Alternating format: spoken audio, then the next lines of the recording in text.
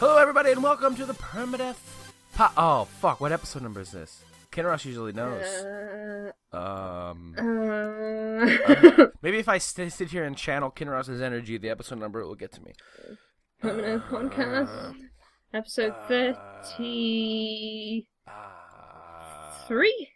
See, were you channeling his energy? I don't know. Yeah, it's 33, episode 33. Welcome to episode 33, everybody. You know what you could do? If you reverse the first 3 and 33, it makes an E. Oh my god. It was meant to be. In this episode, if you haven't already known, Kinross is not here currently. His internet has been taken out back and been dealt with the hard way.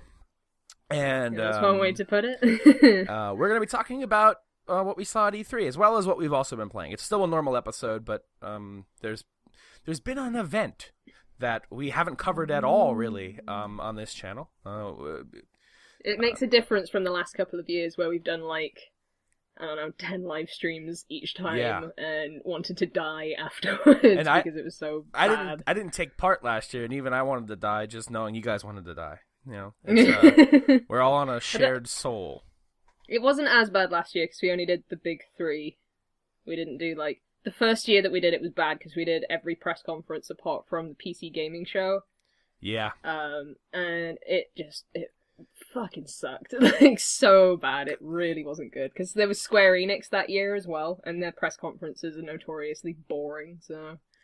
That, and there's a lot of redundancy usually, too, between them, oh, I saw this game here, and I'm seeing that game again here, or, it's okay, there's no point. There's nothing to react to here, but this year, I think it might have actually been, if we were doing live streams for, Ubisoft, I think that it might have been, okay. I think it would have been funny if we set up to do a live stream for Bethesda, and... oh, God. All right, here we go. It happened at fucking 5 a.m. for me, Yeah, that's salt in the wound. I don't understand how it was at 5 a.m. this year, but... Previously, it's been at 3 a.m., which was a bit more manageable. But... Yeah, this we'll get into them. We're gonna go down the list in chronological order. And for anyone listening, we're not gonna dissect them super analyze them, but we'll go through them, and if there's anything that stuck out to either one of us, we will bring it up. So the first one was Electronic Arts, EA. For those of you guys who never knew what EA meant. Okay, so for me, this one was better than previous years. Yeah. But still not good.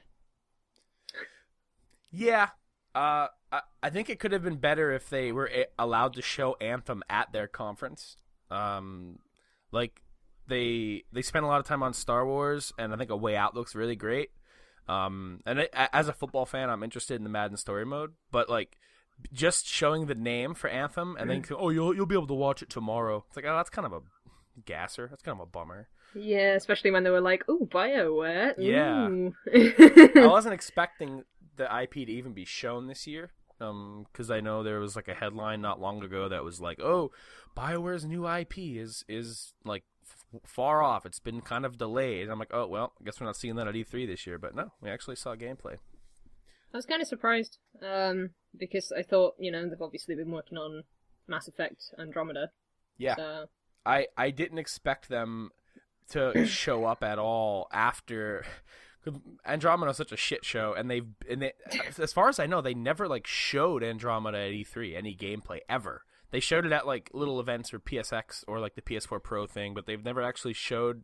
It was always here's what we're working on, and there was always fancy music. Screenshots. And then guys sitting at their computer. And now that I've played the game, I can kind of maybe infer that those videos of those people at their computers were them doing nothing. They were probably just on Google. They probably weren't actually doing anything. Just on the Mass Effect Reddit. What should we do? How do I make this game? Yeah, can we talk about Anthem now rather than... Yeah, it's EA's Xbox announcement, yeah, but Microsoft just held it. So yeah, we can talk about Anthem. I was super excited at first because I was you know what, I've never gotten into a BioWare thing because every time I've thought about it, there's multiple games for me to play. Don't really have the time to play 3 Mass Effect games or whatever.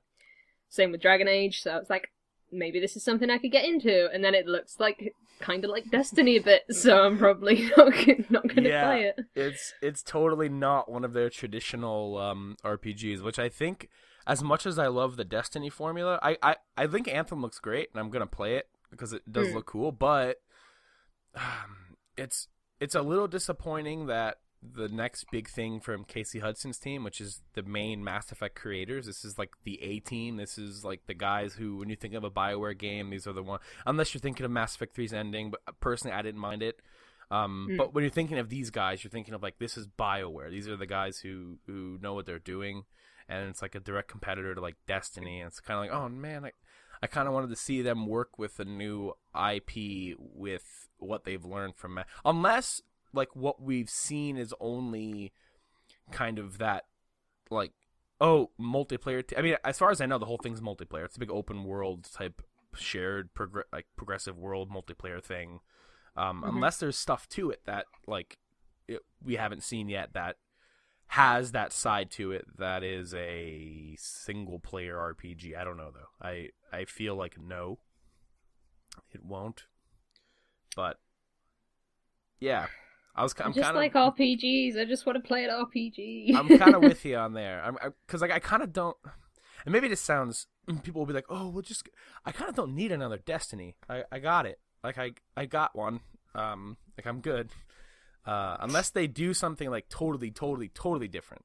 The area that I'm thinking that's going to be totally different is, like they mentioned, how it's going to have more of a open world system, and opposed to like, oh, like in Destiny, I'm picking a planet or I'm picking an area and I'm teleporting to it and then I'm instanced in there.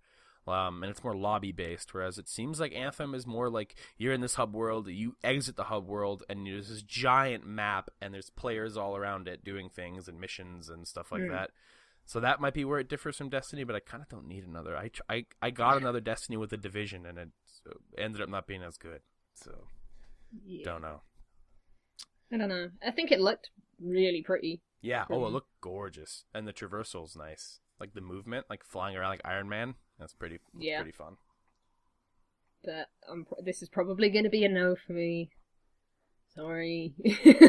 I'm probably going to end up buying it. See, I've noticed something. I'm like really easy to market to. Even if I think something looks not good, if they market it to me well in some way, I'm going to end up buying the goddamn thing day one. So I'll probably end up being in there on day one playing Anthem. And then I'll talk about it on the show for 3 hours like Destiny. You and Kinross will probably both play it, so I'm just gonna sit out for that one.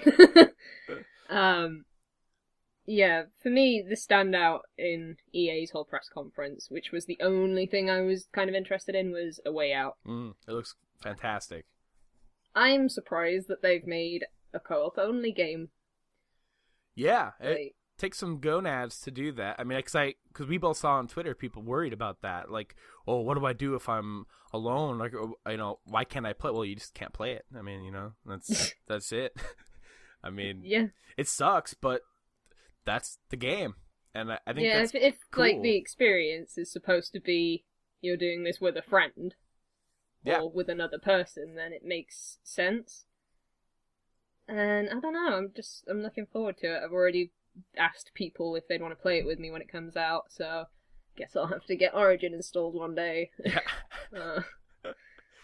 Can't wait. I think what I'm like looking forward to most about it is when I was watching it. It's like it's a co-op game, and it's made with that in mind. So I feel like because a lot of games have really great co-op, but a lot of them like can obviously be played on your own or with AI or whatever. Like this looks like this game would not exist, like we said, without co-op, and to me, that has some like, what am I looking for here? Like that says a lot about how it's going to play. I think like a lot of effort goes into the co-op for this game. It seems like. So I'm looking forward to playing that because a lot of co-op games, like even like Borderlands or like games I'll play with my friends or whatever, and it's like I don't need you guys here. Like I can do this on my own. I don't need you. You just take all my loot. I don't need you guys. Whereas with like A Way Out, like what's really cool about it, the thing that was neat to me is that the game's always split screen. like always, even if you're playing online, so you can kind of always get that perspective of the two, because like sometimes one character will be in a cutscene, but like the other character will be there, and you can kind of walk around while your friend is in that cutscene, and you can kind of see it from the two different perspectives. And it just looks really cool. I'm really interested in playing that. I'll probably play it with my dad, because I think the last co-op game I played with my dad was Resident Evil 5, and I didn't really like that game, but I had fun in that game just because I was playing with my dad. Yeah, that's the thing. I don't think there's a lot of like couch co-op games that are like co-op and not PvP in a way. Exactly. If you know what I mean? Or like an arcade game like Overcooked or something. Like nothing that like is a full experience that takes me through a story that I could sit down on the couch with like my dad and like play through a way out, and like we play through a story and like, whoa, like that's really cool. I'm down for it. I'm definitely super down for this game. I can't wait to see more about it. Definitely. Although, hopefully they don't Square Enix it and just show us the entire game before it comes out. I'm not bitter. What about you? Yeah, those Final Fantasy DLC trailers are. I wonder if they put so much into those trailers because the DLCs are shorter. Like I don't understand why they do that. I don't know. I don't think you have like for a 2-hour DLC. I don't think you need a 2-minute trailer. I was actually reading about it. Because I like to read about like what people think about spoilers and spoiler culture and all that stuff, and apparently like Japan's really liberal with spoilers. Like even in their like trailers for longer games, like they just kind of don't give a shit. Like if you watch like the Final Fantasy 12 remaster trailers, I don't know because I don't like know anything about that game.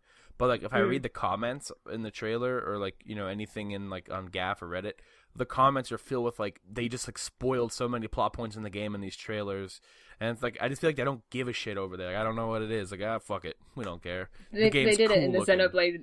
Xenoblade Chronicles X trailer. They put in like the biggest fucking spoiler, and I was like, why is this in the trailer? I've not even finished the game and I can tell that's a massive spoiler, so I don't understand. I don't get it. They spoiled some Persona in the one Accolades trailer. They spoiled some bit. I don't even know why. I think I just mostly watched it because like I watched it because I like Accolades trailers for games I like. Like I think they're usually cut pretty well and like it shows off the good reviews and it usually has some bouncing music. And with Persona, I'm like, oh cool, I'll check that out. And I watched it. I'm like, I regret checking that out because I'm only 30 hours into the game and now I know they go here and there. Like fuck you. What the hell, Japan? I started watching. This is a tangent before we get on to the next one. Yeah. But I started watching the episode Prompto trailer. Have you seen it yet, by the way? Yeah, I watched it. It got to the point where a character shows up and goes, "Welcome, Prompto. I am your biological father." And I was like, "Fuck off! Fuck off!" Yeah.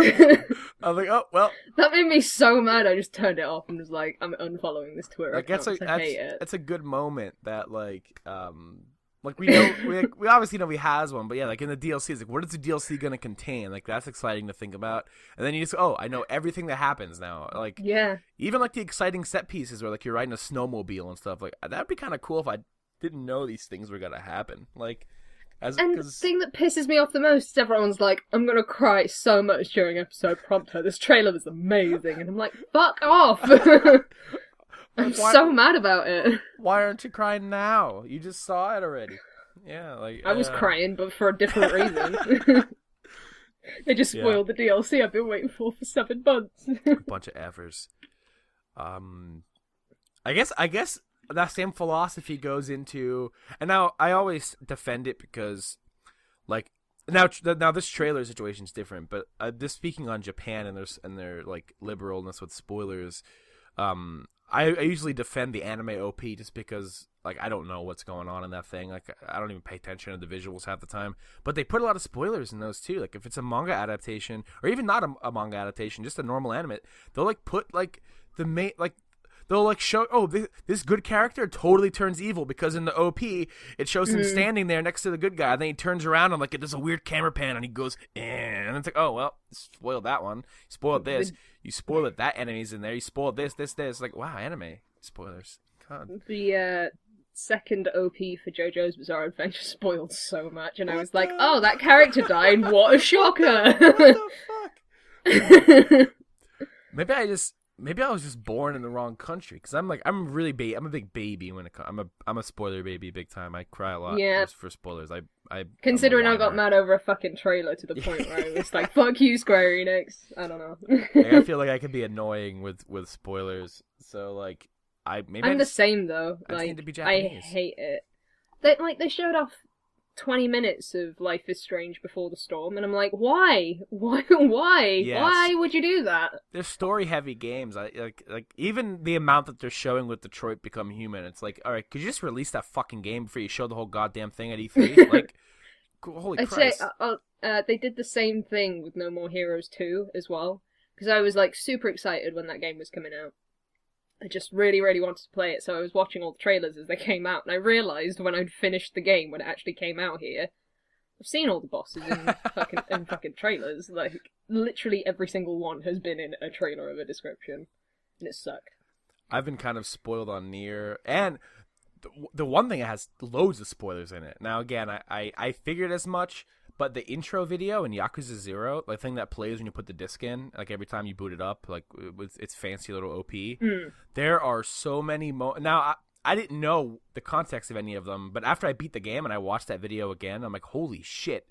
They literally show a scene from the very last mission, and like, it's like, why? Why did you do this? There's 60 hours of game you could have put in that opening, and you had to put like some of the biggest plot points Did they just put in the stuff that looks the coolest to make it seem like the game's really cool? But I don't know why you do that on the disc when you've already sold the game. Like, I don't know. You already got me, buddy. I don't need your marketing. It seems like that seems to be the case with trailers in general nowadays, I assume, because a lot of people complain about movie trailers spoiling the movies for them as well. I don't know if we've just become more sensitive to spoilers or whatever, but it just makes me fucking angry and really sad. So, on the topic of movies, there's they showed Star Wars Battlefront 2, which this is my last, besides Need for Speed, which looks fun. Looks like Need for Speed, you're bouncing cars off the highway. I'm excited to play it. But the last thing I really care about at EA was the amount they showed of Battlefront 2, which I liked Battlefront 1. It's just missing a lot of stuff to do, and you know, they took a lot of shit for releasing the game in that state, and then also selling a $50 season pass.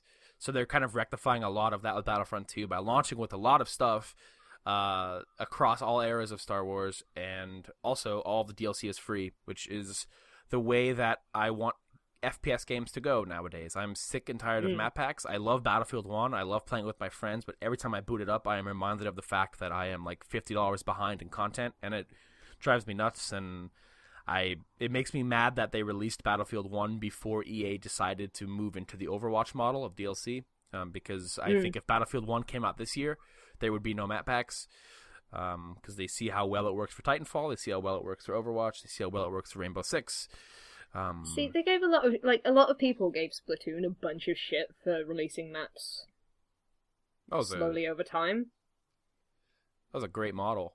And I don't understand why, because the player base was never like cut off into two different sections.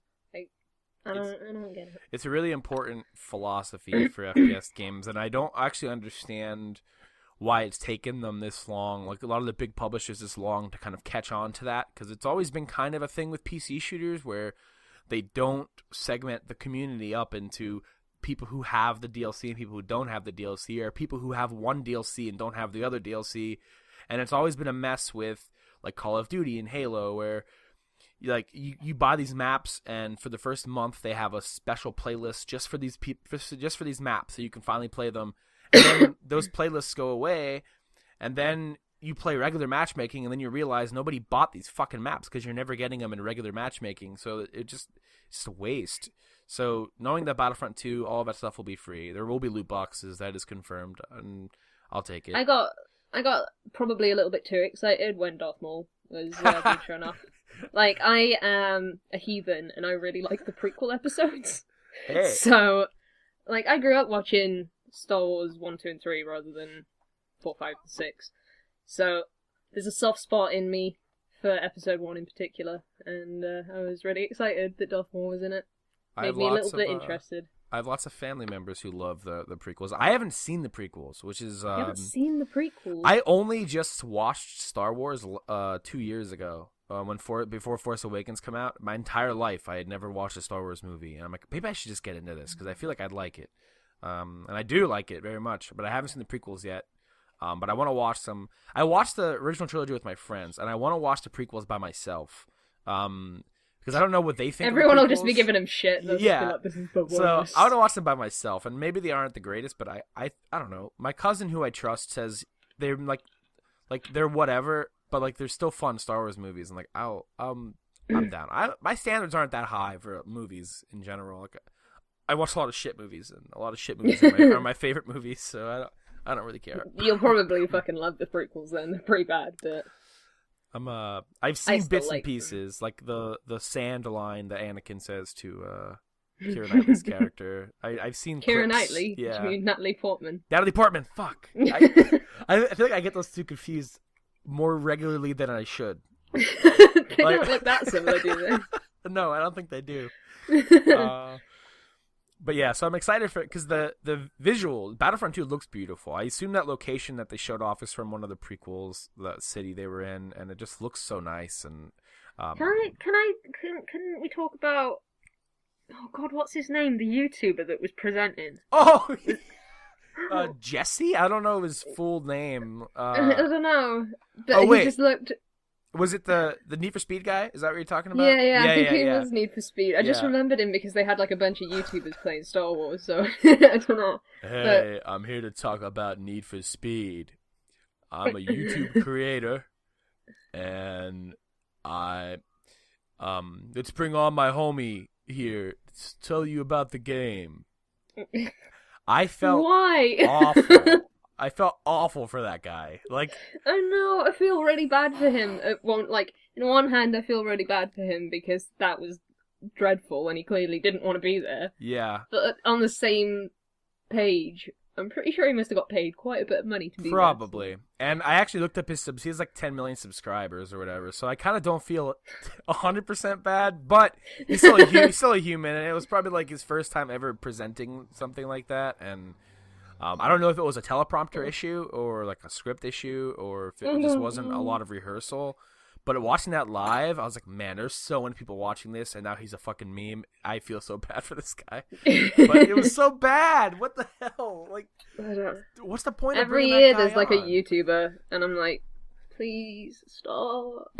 I don't even know what he has to do with Need for Speed. Why even bring that guy on? He was the only like guest presenter in the whole conference. Like, why was he even there? I don't. Besides the Battlefront stuff, he was the only guy who presented a game in the main show. Like, who wasn't a member of EA, and like, why him? Like, what the fuck? Maybe they think he appeals to the fast racers. I don't know. I don't know what that means. But maybe he's got a car that's like it goes fast, and that's what he like makes videos about. I don't know. All right, so Microsoft. I was kind of surprised by how much stuff I was interested in. Same. In this. And the exciting part is that a lot of stuff they showed. Microsoft, I just want to preface before we talk about any of these games, Microsoft was very tricky, very snaky with their use of the word exclusive. They have their console exclusives and like their platform, like PC/Xbone exclusives, but they had a lot of launch exclusives shown in this conference, and a lot of those games, like Black Desert or PlayerUnknown Battlegrounds, all of those games are also coming to PS4. Which is happens every year though. And yeah, super sly. And it was smart. It was a smart thing to do because I mean, even in general, even without that, even though some of these are coming to PS4, the Xbox's lineup is pretty fucking good. I think. I am so excited for Metro. Yes, this was one of those years where it was like, oh man, I usually don't get that hype from Microsoft. Because they show off their franchises, Gears, Halo, Forza, and they did do that for the most part this year, minus the Halo and Gears. But a lot of the games that so minus all of them. Besides Forza, I'm excited because like a lot of these games I will get to play in some fashion, and they showed a lot of really good multi-platform stuff like Anthem and Metro and It looks good. I will say, I'm not like super happy with them being Xbox and Windows 10 exclusive because I don't want Windows 10. Yeah. I want to stick with Windows 7 pretty bad. And it'd be nice to buy some of these on Steam. I want to talk about this while I remember it. Why the fuck is Age of Empires HD or whatever it is Windows 10 exclusive? It's a 20-year-old game. Why is it Windows 10 exclusive? Anyway, that's kind of a strange thing, like where like the OS is like a platform to some of these games. Like I don't quite get it. It's weird. Fucking sucks, and I don't like it. I want to play my games on Windows 7, but I don't know how much longer I'm going to be able to do that for because. Yeah. I don't know. Phil Spencer's snuffing it out. That being said, Metro is just Windows, not Windows 10. Oh, cool. And it gives me enough time, because I don't think it comes out until next year, it gives me enough time to go back and replay Metro 2033, because I haven't played that in years, and I've never played Metro Last Light, so I will probably go back and do those, because Metro is a super interesting game. I own them. I've never played them. I watched my dad play the first one, a lot of the first one, actually, and it looks really fun, and I need to get in there and just swallow my fears and play it, because it looks like a really cool shooter. It's like that one franchise that I like, but I don't really have an explanation as to why, because it fits into a lot of brackets that I don't usually play, if you know what I mean. So I've never been like super into first-person shooters, basically. But this one's post-apocalyptic one, so I was like, that's really cheap, I'll pick that up, and just absolutely love the first game, so I'm excited. We got a re-announcement of Crackdown 3 at this conference with Terry Crews. How much did you laugh when Terry Crews showed up in that trailer? Doomfist. Because he was doing this, if you don't know, he was doing this thing where he had like Overwatch on his PC in the background going, I'm gonna be at E3, y'all know what that means, and everyone was like, Doomfist, oh my god. Man, If they announced Doomfist at the Microsoft conference, that would have been the funniest thing ever. I think if you look at the Twitch chat during that, a lot of people spammed Doomfist in the chat. Also, there's no way that he can't be Doomfist now. Let me know if I sound weird or if we get a delay at all. I think my internet's starting to kind of like poop it. No. No. I can't be the only one with good internet. I'm the cursed one. It's not 100% terrible. I assume there's not that big of a delay because you answered me like right away there. So I think we're good. Okay. But yeah, Crackdown 3. I don't really have much to say on Crackdown 3 aside from the Terry Crews announcement. I liked the first game. I can't believe it's fucking happening. But yeah, it's finally coming out. That's like this has been like their Duke Nukem forever. Yeah. So I hope it's good. I hope all these games are good. I don't really wish ill will on anybody. Oh, you know, the most obvious fucking thing was the Scorpio. Shit. Yeah.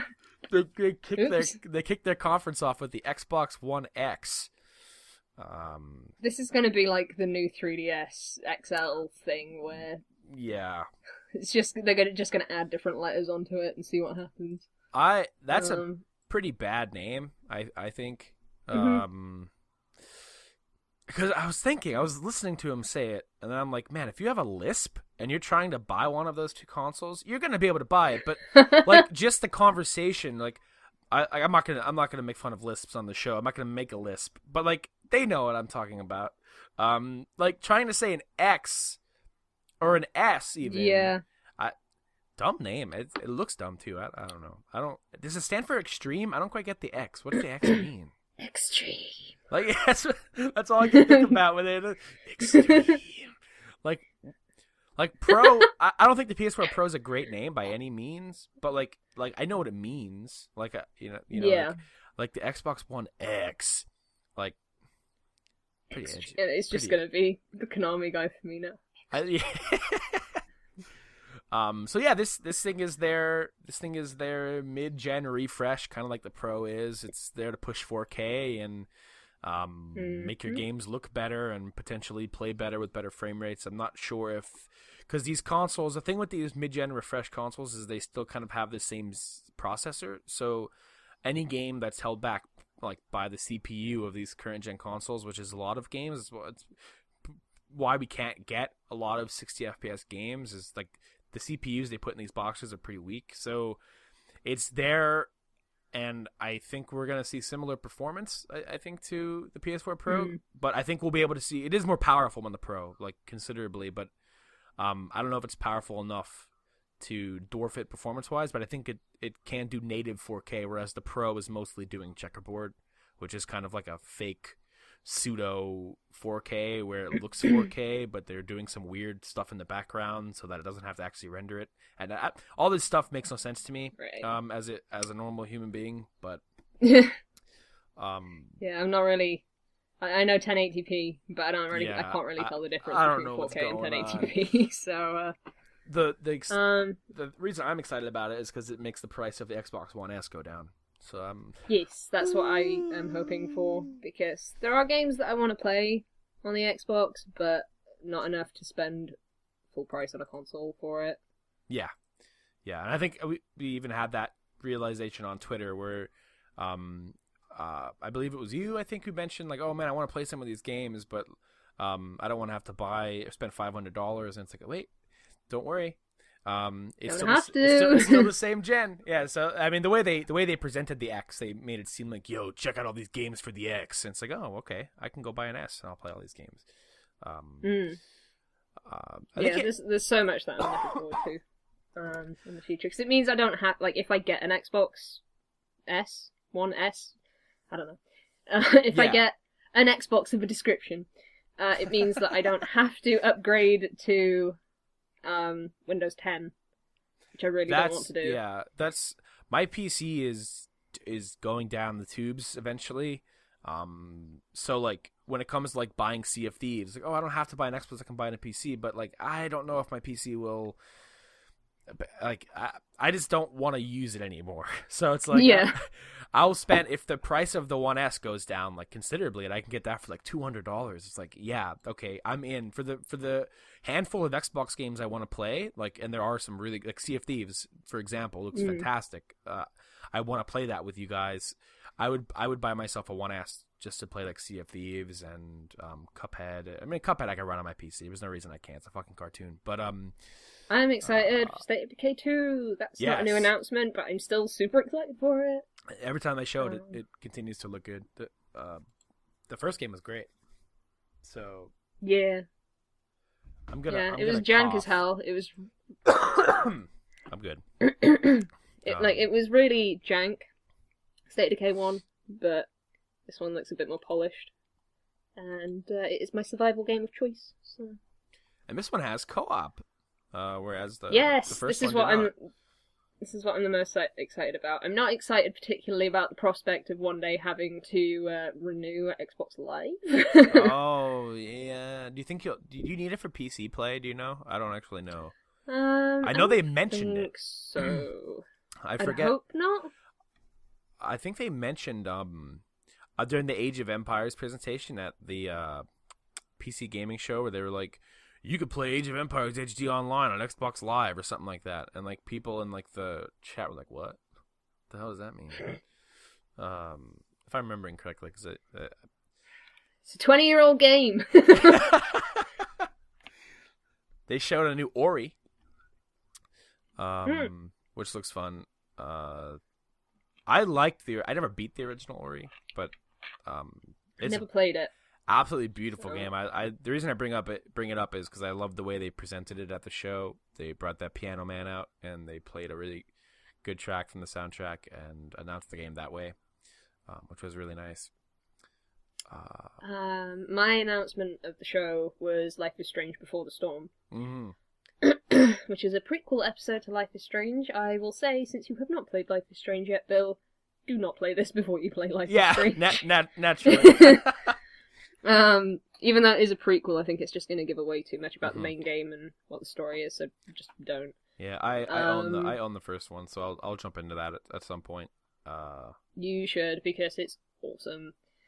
And it's separate from Life is Strange 2, so they are still working on a separate Life is Strange game at Don't Nod. So there's lots of Life is Strange in the future, and I'm excited about it, because I really, really, really like Life is Strange. And I can't wait to play this in August. Yeah, that was 3 episodes long. That was an unexpected announcement, because I thought this was the second one when they announced it at the show. I'm like, okay, here's the new Life is Strange that was announced a week ago or whenever the hell they did it. So that's really cool that Life is Strange fans are getting 2 separate games. I was fucking screaming. I was like, Square Enix, oh my god, what is it? Oh my god, it's Life is Strange. What's happening? Oh my god. And then I saw a character that I recognised, and I was just going, it's Chloe! It's Chloe! So I knew it was a prequel thing, because I think they've mentioned that Life is Strange 2 is probably going to be separate from the main characters. From the original Life is Strange. And also she has blue hair in the main game, and she has brown hair in the prequel. So interesting. I can't wait. I've never been so excited about a game that's been announced at an Xbox conference. Is there anything else at Xbox that because other stuff that for me is stuff that was either shown somewhere else or I can talk about it during Ubi, like Assassin's Creed, I'll bring that up during Ubisoft. Yeah. And I think that's about the same for me. Middle Earth, I feel like we've talked about Middle Earth. It looks like more Middle Earth. I'm excited about it. I'm gonna play the first one soon. Oh yeah, I got it real cheap in the Steam sale. It's really fun. Yeah. I think you'll enjoy it. So we'll move on to the best conference of the show. Bethesda. Bethesda. What the hell was this? Okay, so all right. Can we talk about how much Skyrim was at this E3? Can they just stop with that game? Skyrim's become a meme. Every E3 they do something with Skyrim. We get it. It's really popular. I loved Skyrim. I still love Skyrim. I'm excited for Skyrim on the Switch. I'm excited to dress up as Link.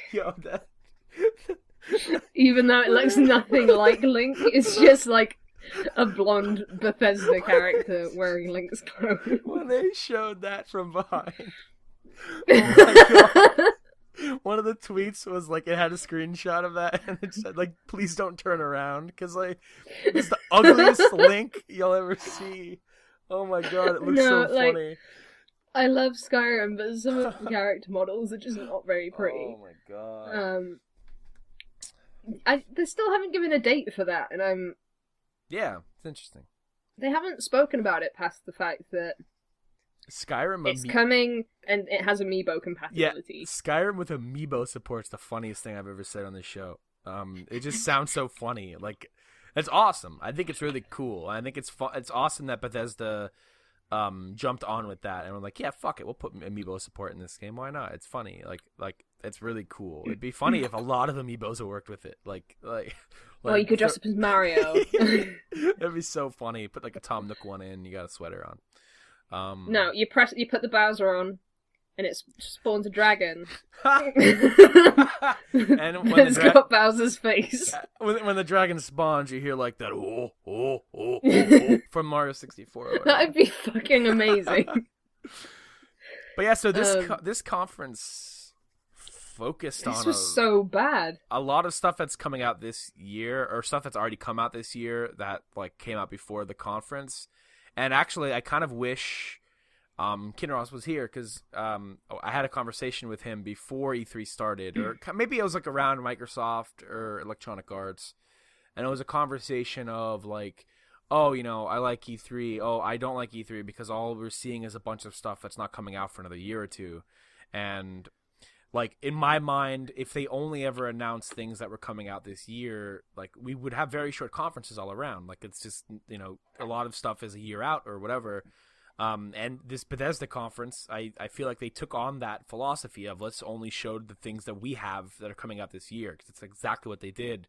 And we got a piss poor showing of that's it kind of deal. And I feel it felt like not a lot of the games were new. Like, it was Doom VR, Fallout VR, yeah, Elder Scrolls Online Morrowind, which is already out as far as I know. that was an interesting piece of the conference. I don't know why that was even in there. I don't know. Then there was like an expansion for Elder Scrolls Legends, and then there was the Creation Club stuff, and then there was Skyrim for Switch, and all of those are games that are already out in some form or another. So that's 6 of the games. Yeah. They only showed like, what, 4 more? Yeah, the new announcements were the Dishonored DLC, which is DLC for an existing game. And then Evil Within 2, which we all knew was coming, and Wolfenstein 2, which was teased last year at E3. Did they not mention Quake? Oh, Quake Champions, yeah. Although that was announced last year. That was announced last year. Yeah, so it was just more of a revisit, like, hey, we're taking esports seriously. It's like, okay, no, I don't care. I've never played Evil Within 1, I've never played Wolfenstein before, so none of this was interesting to me. So, like, those were the 2 biggest. I loved the first Wolfenstein. So this was a cool trailer, but like it's kind of a bummer that it had to be placed in a conference that at that point I was already like, I'm tapped out. Like, Evil Within looks great. I think that trailer was one of my favorite trailers from E3. And Did you say the trailer spoiled something from the Evil Within 1 though? There were some spoilers in there, yeah. I haven't played the first game. Watched my dad play a bit of the first game, and the implications in the trailer. And actually, if you go to YouTube and watch the E3 trailer, they cut out the beginning bit with the lady talking, almost as if like, oh shit, that did spoil some stuff. It just shows a bunch of vague imagery in the YouTube upload. So, maybe they got a lot of complaints. I don't know. The stuff seems spoilery to me. It seems like she was describing things that happened in the first game, and I'm like, okay, well, thanks. I was going to play the first game. I own the first game. Thanks, lady. I don't remember anything she said anyway, so I'm fine on that front. But yeah, the revised trailer, I should say, is one of my favorite trailers of the show. I think it's cool. I like the whole, I think the licensed song fits really well. But other than that, like, the conference sucked. Like, bad. I loved the theme that they had going on. It was where awesome. It was like the theme park theme that they had going on. It was really, really cool. Yeah, if this was a full-length conference that, like, that was a really fun... They put a lot of effort, and apparently, like, their booth, like, or not their booth, but, like, they had a Bethesda land at E3 where you can go and there was, like, rides and, like, games and stuff to play. That's so cool. Yeah, so, like, they did a lot. And a lot of people who went to E3, like, had a lot of good things to say about Bethesda's overall showing because, like, that was included in, if you were there, that was included in attending. Like, you got to go to that park and stuff. And it's just us at home. All we got was the fucking, 30-something minute piece of crap that we got that, like, it would be different because there's a difference between, and we'll get to Nintendo, there's a difference between a 25-minute, 30-minute Nintendo presentation and that shows games and, like, new stuff, and then a 30-minute Bethesda presentation that shows us 2 new games and then a bunch of shit that nobody wants to play or is already out. Like, who gives a absolute crap about the Creation Club? Who saw that and went, that's great? Like, nobody. Not many people. like, who gives a shit? Like, we already have I didn't realize what it was at first. Like, I was like, it's 5 a.m. I think they're trying to charge me for mods again, but I'm not sure, so I'm just not going to ignore it. They went back to the drawing board and repackaged that crap, and... Then the Elder Scrolls Online announcement... I don't hate the idea of paid mods, though, I will say, because people put effort into mods and should get some compensation if people want to give it. The way that this is working is, like, the devs are in on it, and, like a lot of the stuff that'll be up on Creation Club are made by modders and developers alike, so it's like it's an interesting... And what's nice about it in a way is that, like, there are some pros to it. It's like, a lot of the stuff on Creation Club won't fuck up your save, or it won't, like, if you uninstall it or reinstall, like, it won't come with the same baggage that some mods come with. We're like, oh, I upload this super overhaul mod, and then it breaks my whole game if I want to either start a new game or delete it or whatever. I gotta reinstall the whole package, and it's just a whole mess. This seems more carefully implemented, like more like safe mods. Only there's a price tag on them. That's probably for the best. I'd pay if mods were easy and weren't going to fuck up my saves. I guess we'll see how much they charge too. Like if they're charging a DLC price, like, or if it's like, oh, some mods are $2, or I can't imagine they're going too high on some of these. Or well, no one's going to pay like crazy amounts of money for a mod. And then the ESO announcement bugged me because I'm playing ESO and I'm loving it. I'm loving Morrowind a lot. I'll talk more about that later.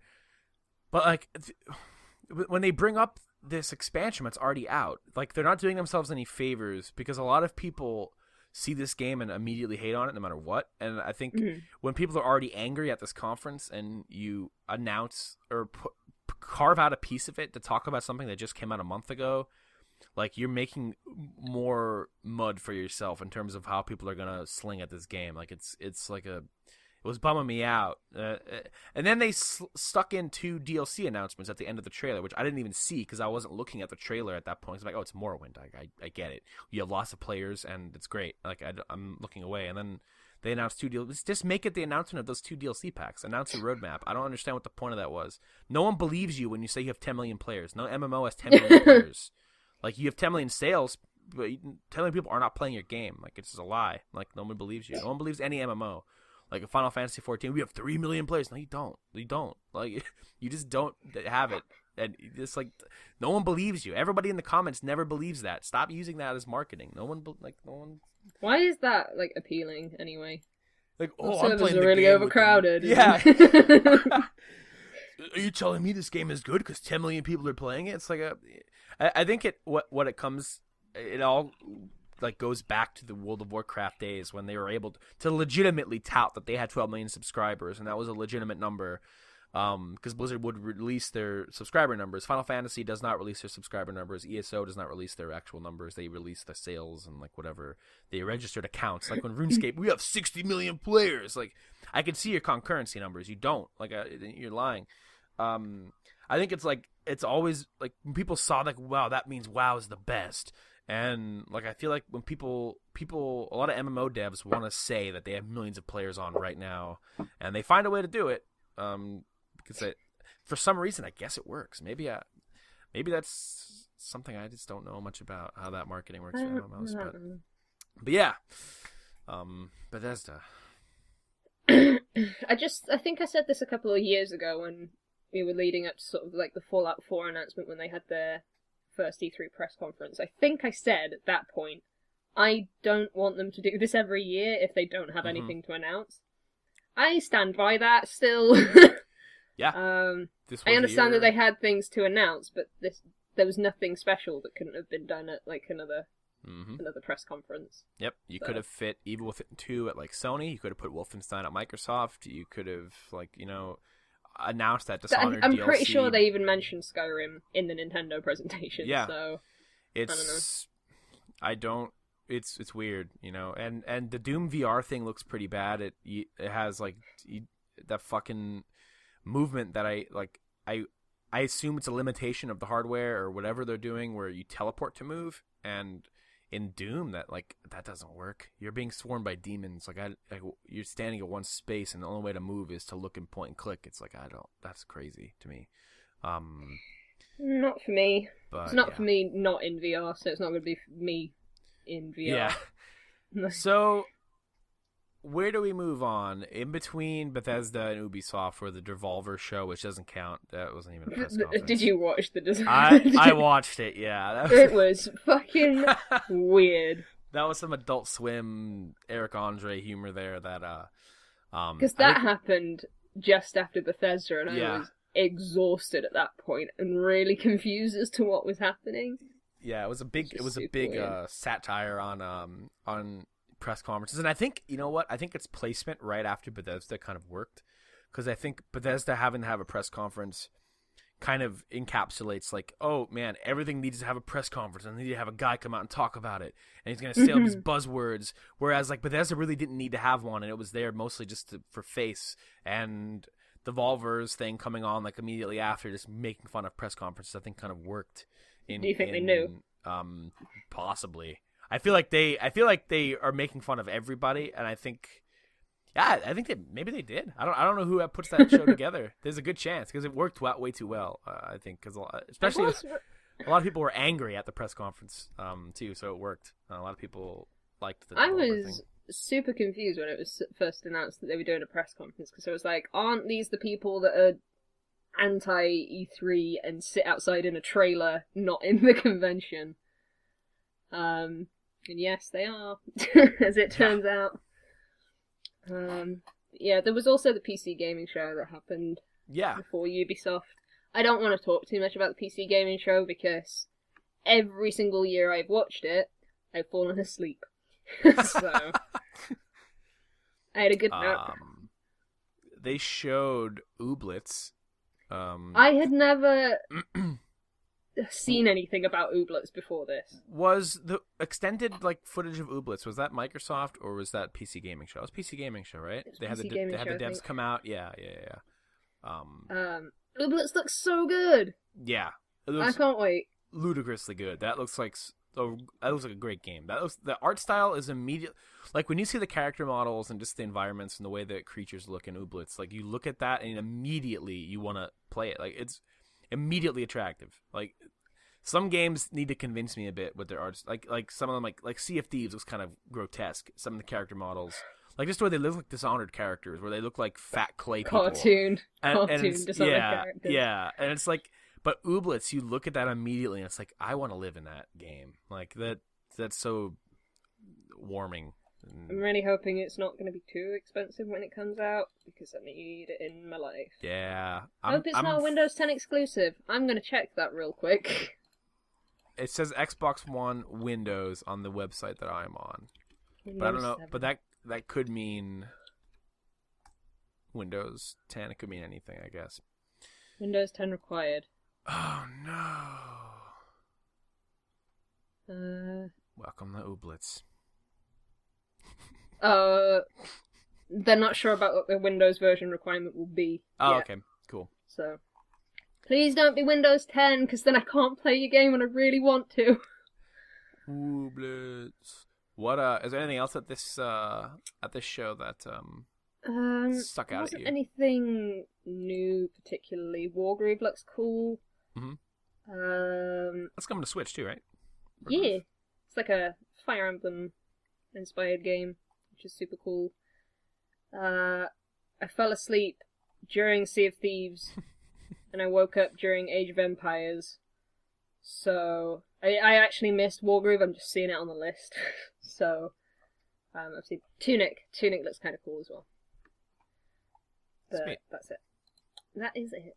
And I just don't want to talk about Age of Empires Definitive Edition anymore. I just don't want to do it. I like that they do this. I don't typically care about the PC gaming show, but for people like who do, like the format of the PC gaming show, I think is very well executed, bringing developers on for every game and talking to them.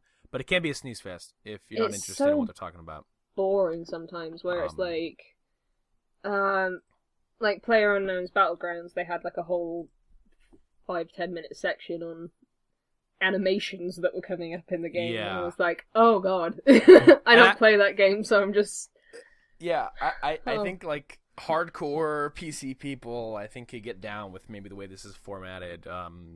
But like I say, if you don't care about the game they're talking about, it's kind of like, okay, I could tune out for 15 minutes because they're going to be sitting here for a while, and I'm out. I kind of wish they had like the press conference where they announced a bunch of stuff, and then they had like a post show where they interviewed everyone. Yeah, that would be cool. That'd be a good way to do it. Kind of like what Nintendo does with their Treehouse thing. Definitely. But with developers, so I don't know. That's just me, but I don't have like the will to stay awake through an interview about animations coming up in a game. Personally, I typically don't even watch it. I turned it on this year just because I wasn't doing anything. I mean, I'll put it on. I'll put on the PC gaming show. Why not? See what they're doing. And the Age of Empires announcement was really funny because like, they bring this guy out and I haven't made a game in forever, and it's like, oh man, like everyone's getting hyped, like yo, he's the guy. I don't know how famous he was, but he seemed like people knew who he was. He's the guy, and then he announces the remaster, and it's like, oh, that's exciting. Probably would have preferred an Age of Empires 3. Yeah, make a new one. And I don't know why I'd be excited about Age of Empires Definitive Edition when I can run Age of Empires 2 from Steam on my PC, no problems. Like, I play it still now. And I really like that game, but I don't need to get Windows 10 and a version of the first one. Like, really? I'm not... Play it on Xbox Live! Fuck off. Ubisoft had a pretty good conference, I think, in my opinion. I was worried when we first knew that Aisha Taylor wasn't going to be hosting because, yeah, for all the memes and whatever, I kind of like her a lot. I think she's super cool. for sure. But this one worked really well. Like, it was smooth. Like, it just went from game to game. There was no, like, flat faff in between. The really good. best way to start this conference is what was with... They started this with Mario, right? They started this with Mario Rabbids. There was so much to love about that Mario and Rabbids presentation, besides the game itself looking awesome, and I really want to play it. But there was a really good vibe set, and I it was probably my favorite moment of the whole E3. Is when one you saw the developer. Yeah, one I love the guy who runs Ubisoft. I forget his name. Yves. That guy is infectious. I love listening to that guy talk. But like setting the tone of this conference, you bring Miyamoto out. He comes out like a wrestler. He's got a gun. He comes out. Everyone's hype as hell. Like, holy shit, we get to see Miyamoto on stage at E3. When's the last time that happened? He comes out, and they talk about this game, and before this presentation, a lot of people were giving the Rabbids game shit, and one where some people don't like Rabbids, some people don't think Mario fits with the Rabbids, whatever. I don't have strong feelings one way or the other towards the Rabbids. If there's a good Rabbids game, I will play it. I don't hate the Rabbids; they don't bother me. I really like the Rabbids. I think they're really funny. It's my minions. That's how I feel about it. I love everything I've seen, like and like everything in motion and just the physical humor of them juxtaposed next to the Mario characters. I think it's so funny, and I there's something about it that is just so charming, and then put that next to the developers' reactions and like the creative director of the game crying as like Miyamoto's up there talking. Like, this dude got to make a Mario game. Like, how Westerners ever get to say that. That's a dream. Like he didn't just make a Rabbids game; he made a legitimate Mario game that is a Switch exclusive that is getting tons of hype and it looks really great, and like it looks awesome. Like I think it looks really good. Like, I like the combat system. It's got a little XCOM and Fire Emblem in there. I liked everything about what I saw of Mario Rabbids Kingdom Battle. Like, I can't wait for it. I'm so pleased that it's coming out so soon. It's only like a month, 2 months away. Yeah, about 2 months away. Another nice game to throw into the Switch's first year. Can't wait. Which is your favorite Rabbid, though? That's the question. Peach. I like the Peach Rabbid. I like the Luigi Rabbid because his shirt's too long. I loved am I remembering correctly? The moment that I like immediately was like, okay, this won me over in 2 seconds. Like when the Rabbids I think when Peach Rabbid saw regular Peach, I think, and she kind of walked over to like size her up. Like, there's something so funny about that to me, and like, this is adorable, and there's a really good render on Twitter. They released it. It's an official render of Rabbid Peach taking a selfie with regular Peach. And there's just something about that picture that like I love it. I don't care. Like, that's so good to me. Like, one, Princess Peach is involved in a selfie. And two, like, I don't know. I'm gonna find that render for you. Yeah. You found it? Okay, yeah. I love it. I absolutely love it. Have you seen that Rabbid Peach, has an Instagram account? Yep, I follow it. It's so fucked up. Some of the stuff on that is so messed up. It's weird. I don't know. I love it. I couldn't be more hyped for that game. That was a great way to start the show. A great way to set the tone. And then everything else they showed, like, pretty good. Like, they're pretty good games. Like, I never played the Crew 1, but the Crew 2 looks great. I'm into racing, and Air, Sea, and Land is a cool take on that. It's open world, United States. I like just driving around. I've been in the mood to just turn on GTA and drive around. Skull and Bones looks cool. That's like their Pirate for Honor, which I'm sure I'll buy it. Again, I'm easy to market to. Can you hear me? Yeah, now I can. Okay. Okay, I was just shouting about Skull and Bones there. Oh, yeah, it didn't come through. I realised when you were carrying on talking, like, I hadn't said anything, that something had gone wrong. Yeah. Skull and Bones looks fucking awesome. I'm so excited about it. Yes. I said on Twitter before they said anything about Assassin's Creed 3 or Assassin's Creed Black Flag or whatever. I said, if this is anything like the ship battles from those two games, I will buy this game. And then the trailer finished, the dude went on stage and he went, this is like the Assassin's Creed naval battles, but a little bit better. And I was like, well, I guess I'm buying it. I've signed up for the beta. It's gonna be a while away yet. Yeah. But hey, I have wanted, like, Assassin's Creed naval battles in a video game just on their own for a really, really long time, because those were some of the best parts of 3 and 4, in my opinion. So yeah, I've heard really good things about the naval combat in those games. So seeing them kind of take on that, oh, let's make a multiplayer game set in this time period, like with For Honor, which I enjoyed, and seeing how that's working with Skull and Bones and seeing the ship combat and that, it just looks really slick too. I think it looks awesome. I will say I do hope that it's not just online multiplayer. I think they mentioned. I think I saw a headline that it's going to have a full campaign. Yes. Yeah. Okay, I'm good. So yeah, you're all set there. For Honor has one, and For Honor's campaign's actually pretty decent.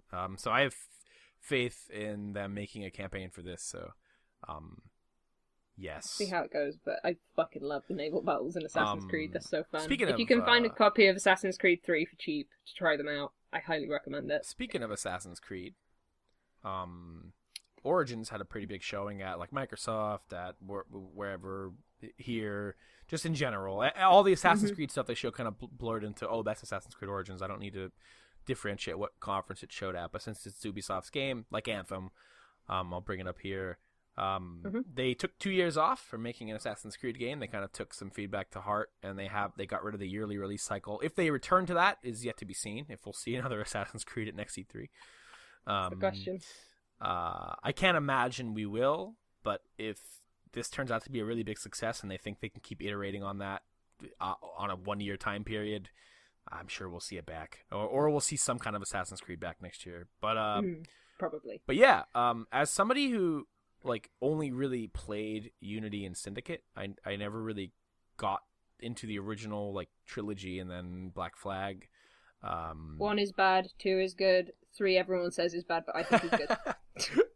That the reason I never got into it is because like I'd never beat 1, because like you said, 1 is bad, and after that, one's really not a very good game. I just feel weird about jumping into 2 without beating 1, so I just never played them. Even though the best thing they did for Assassin's Creed was get rid of that overarching story about is it Desmond Miles or Miles Desmond? Yeah, I've forgotten the way his name goes. Desmond Miles.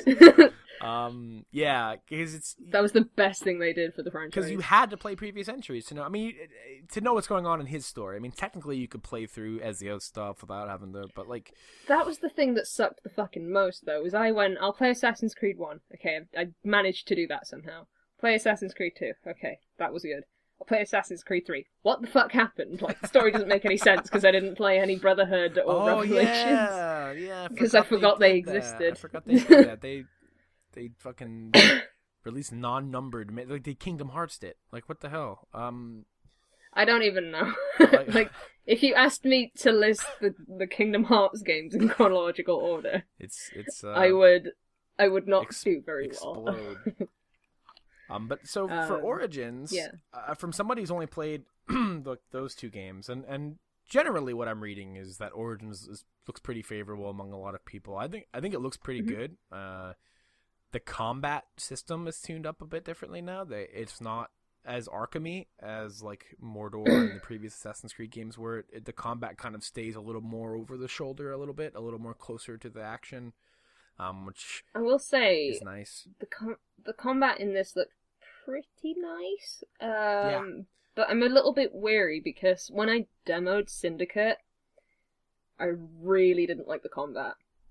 Like, I had like a 20-minute demo with it. That's all I've played of Syndicate, and it was very, very different from the combat in like the original trilogy or whatever. And I didn't like it. Yeah. So because I demoed it and I had a bad experience with that demo, I've been really like weary about getting back into Assassin's Creed because I like the franchise. I think they're very interesting historical games, even though people don't like them or whatever. But Egypt is one that people have been asking for a pretty long time, so maybe they'll do China next. Who knows? That'd be awesome. That's the hype about Assassin's Creed that like will never die. Is that like it's the only franchise really that allows you to explore these time periods, like to the extent that they let you do it, like get to explore like the Revolutionary War or Italy. Or where was, it's a bit. The first game it can was be Rome, a bit right? like. First game was Rome. No, the first game was the Crusades. In, Gotcha. Jerusalem or wherever.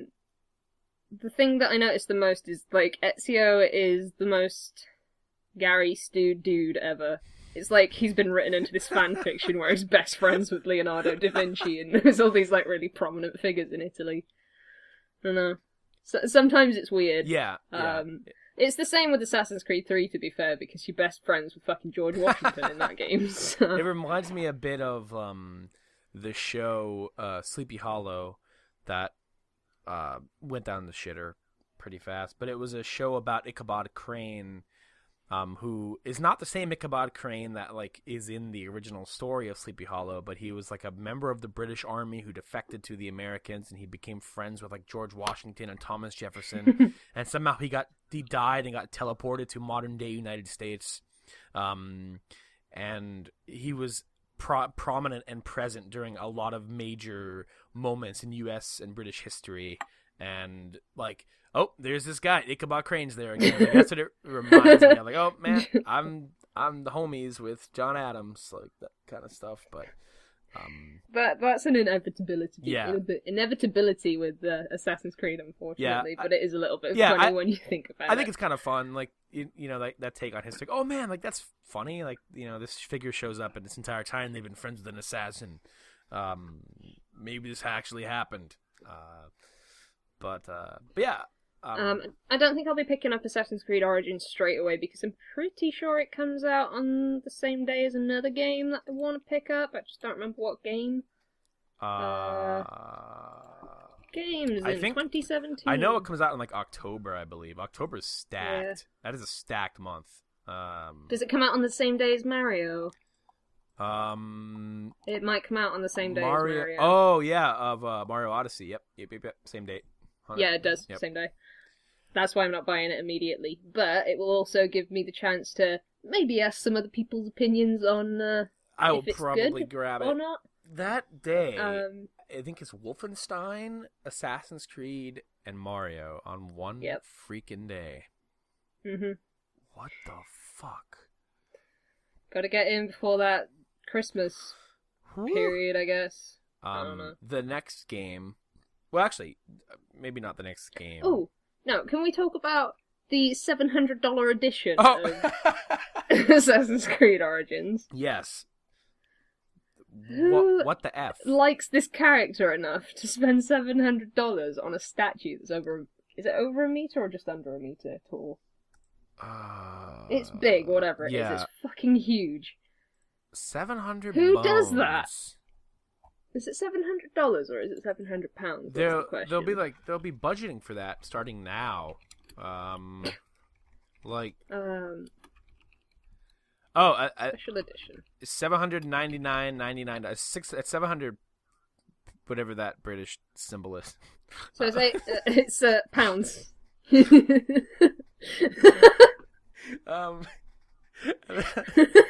Okay. It's $800. Yeah, I'm looking at it now. Dawn of the Creed Legendary Edition.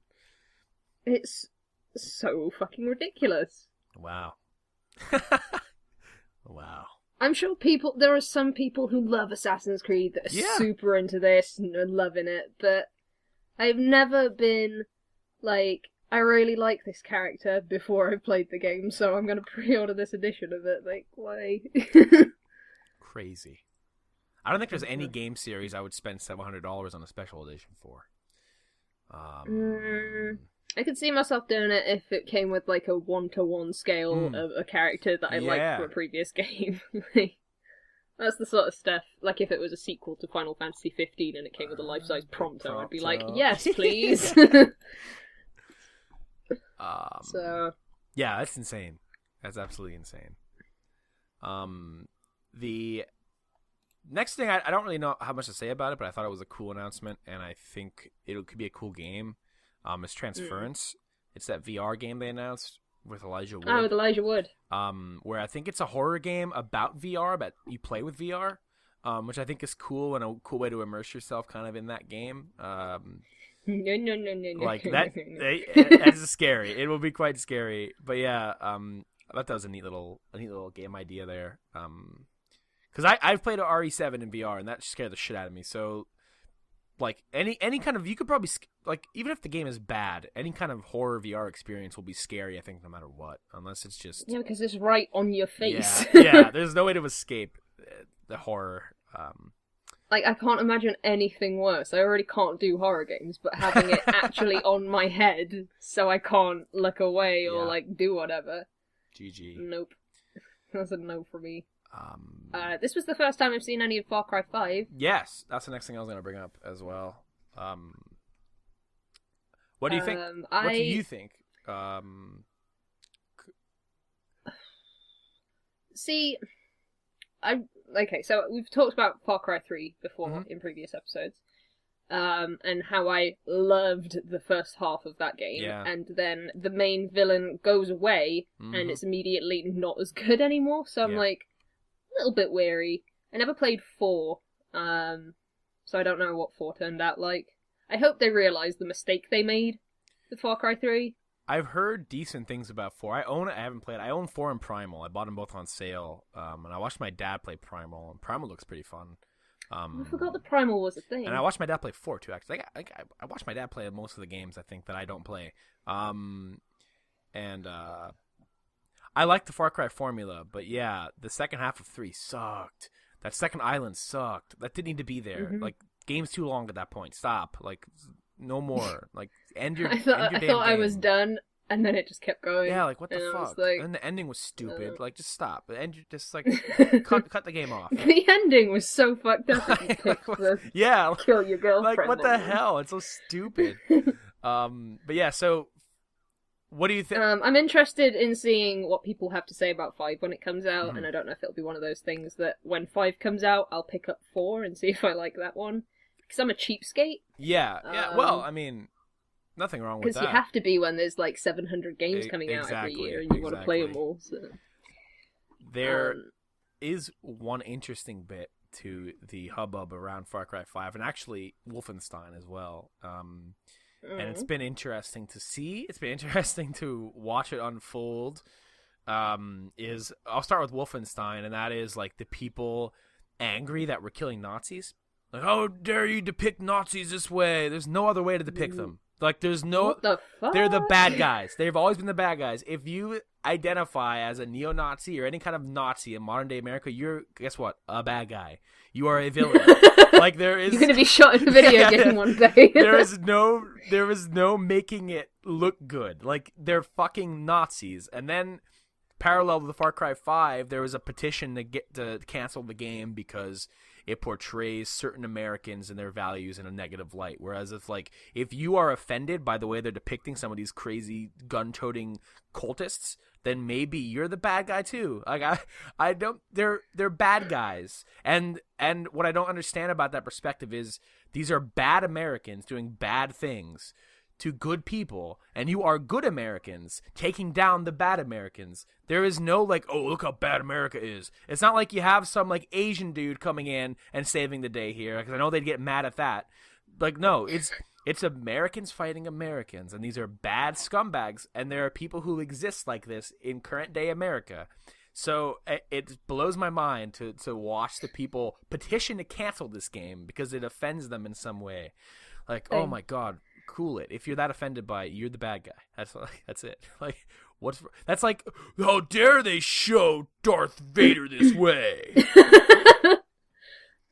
Like, he's the bad guy. That's the way it goes. But he had redemption. Like, oh, it warms my heart actually to watch certain people get so up in arms over this. I genuinely hadn't heard a thing about it, so it's just made my day. It's enjoyable. In one the way, game it's itself, made my day. In another way, Yeah. it's sort of like made me question humanity Like, in a what different the way fuck? than I anticipated to. The Far Cry one I kind of saw coming just because like it does kind of it paints some of these people. I'm assuming these, it's like, supposed to gun-toting be Southerners and- painting them as rednecks. Yeah. Is rednecks an offensive word? I don't know. Fuck it. And some people are rednecks, and that's just the way it is. Though I think a lot of people who are looking at this, and I don't like to use this terminology around it, but like, a lot of the people who are pro guns or who are hyper Catholic and own these AR-15 rifles and love to hang the fucking Confederate flag, I think are the people who are offended at this game, and that's a shame for them. But not for everybody else, because like Wolfenstein, these are not good people. They have repeatedly shown in American politics and in news that they are willing to do things that are horrible. So I can't wait for this game to come out. So I can play it. I'm gonna play it. But actually, I'm the main reason I'm excited about this game. And it's the vibes I get from the trailers and the music and the way that they are using that like guitar and this the where is it at Montana, I think, like the way Hope County, Montana, yeah. And like I'm a big fan of the show Justified, which kind of has like these neo-western vibes to it, but set in modern day America. Like getting to go through like modern day like suburb and rural towns and stuff is like awesome, because you don't really get to play any open world games that kind of take place in that setting. So like it'll be fun to kind of see their take on America. And like I think you're a cop, I believe, and like the whole trailers of like all of these normal human beings being part of this resistance group taking this cult down is exciting to me. Like, I was kind of surprised that they picked America as the setting. Yeah. I mean, I'm not mad about it or anything. I was just surprised.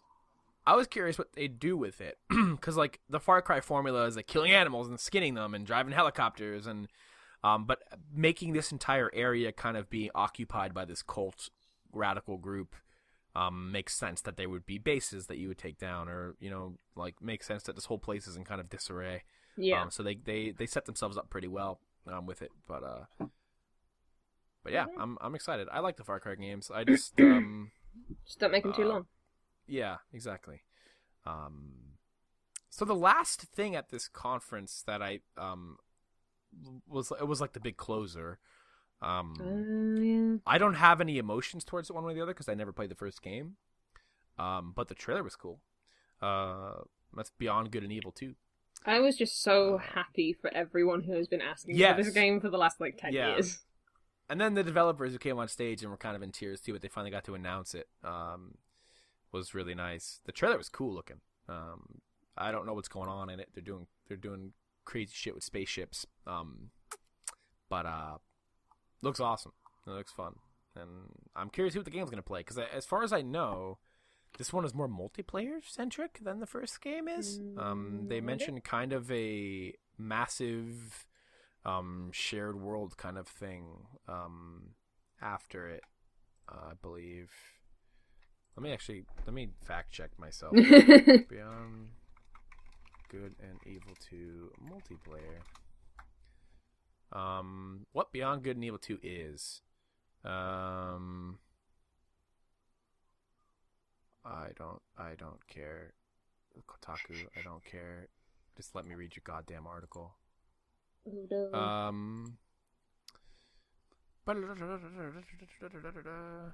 get to edit this later. Hope you're excited. Yeah. Let's see. All right, I'm not reading this article. We'll just say I was maybe wrong. I don't know, but maybe you were right, maybe you were wrong. Who knows? Yeah. But I read something like that, and some people were like, "Oh, I wonder what this is," because it's also a prequel, I believe, to the original game. So, that will be interesting. But either way, fans are getting a second game, and that's awesome. They've only been asking for 15 years. It's fine. the IP lives. Yeah. Kind of surprised. So, is there anything else at Ubi before we move on to Not that Sony? Not that I'm interested in. Just a lot of South Park and I don't like Cyberpunk that much. So. I clicked Sony, and it has given me a lot of... There we go. I want to talk about the most obvious thing for a second. With Sony. Yes. They had like a massive VR section. Skyrim VR. Mm-hmm. Hey. I think this is the only time they will announce something to do with Final Fantasy 15 and for me to go, oh, that's really shit.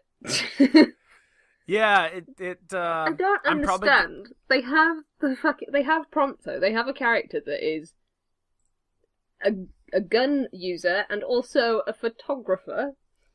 Yeah. You could have had Pokemon Snap, but Final Fantasy and in VR. And instead you did fishing. I feel like they got bad feedback on that original VR showing, that Prompto thing. They did, yeah. And instead of fixing it, they just kind of they scrapped made it something and made a fishing completely game. Different. I'm upset, Bill. I'm so upset. I'm pumped to camp with my buds, but that's really it. Like, I'm so upset. Like, I didn't enjoy fishing that much in Final Fantasy 15, and in fact, some of the later fishing missions kind of pissed me off, so, like, I'm not like, oh, I can't wait to fish. It's like, I'm good, I think. They could have had fucking Pokemon Snap or Final Fantasy 15 and in VR. That would have been so cool. They fucked it up. Square Enix hire me to check your trailers and to tell you shit that you should do.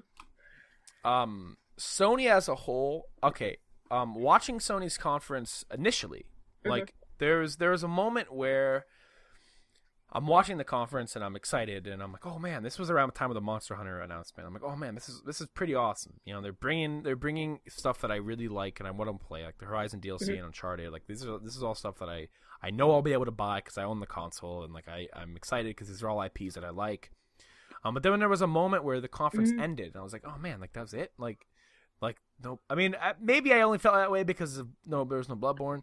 But also, there were really no surprises at Sony besides, I guess, Monster Hunter. It kind of leaked beforehand that Monster Hunter was coming to PS4, and also Shadow of the Colossus also leaked. That was literally Shadow of the Colossus remake is the only thing I'm excited about from Sony's press conference, because I haven't had the chance to really get into anything else. Like, I've never played Monster Hunter, I've never played Uncharted before, and most of the games there I'd have to have fucking PlayStation VR, which I can't afford because it's really expensive. Yeah, so. It is extremely pricey. I felt like they don't need to keep showing Uncharted Lost Legacy. I was actually kind of surprised to see it there in the way that it was there with the orchestra thing they did and like the music, and then because like that shit comes out in August. We know what it's like. Like, I've played Uncharted 4. We've seen the Lost Legacy demo 2 or 3 times at this point at PSX and E3 alike, like across various shows and across various streams and this and that. Like, I don't think we need to see it again. Like, oh, it's Uncharted with Chloe and Nadine. Like, I know they're running through ruins and shit. Like, I don't need to see it anymore. Like, I'm buying it. Don't worry about it, Sony. Don't worry about it. We all know it's real. What I would have liked to have seen in place of that was more of a demonstration on what the Horizon Zero Dawn DLC is going to be, because that's what I'm excited about. I don't know if I'm excited about it yet. We'll see. I wasn't expecting a name even and a price to come out for that DLC at this. I expected acknowledgement that it would exist. But here's my issue with Sony's press conference before I talk about any of the games. And I think they need to go back to the drawing board for next year. And I think it worked for them well last year. I don't think it worked for them well this year.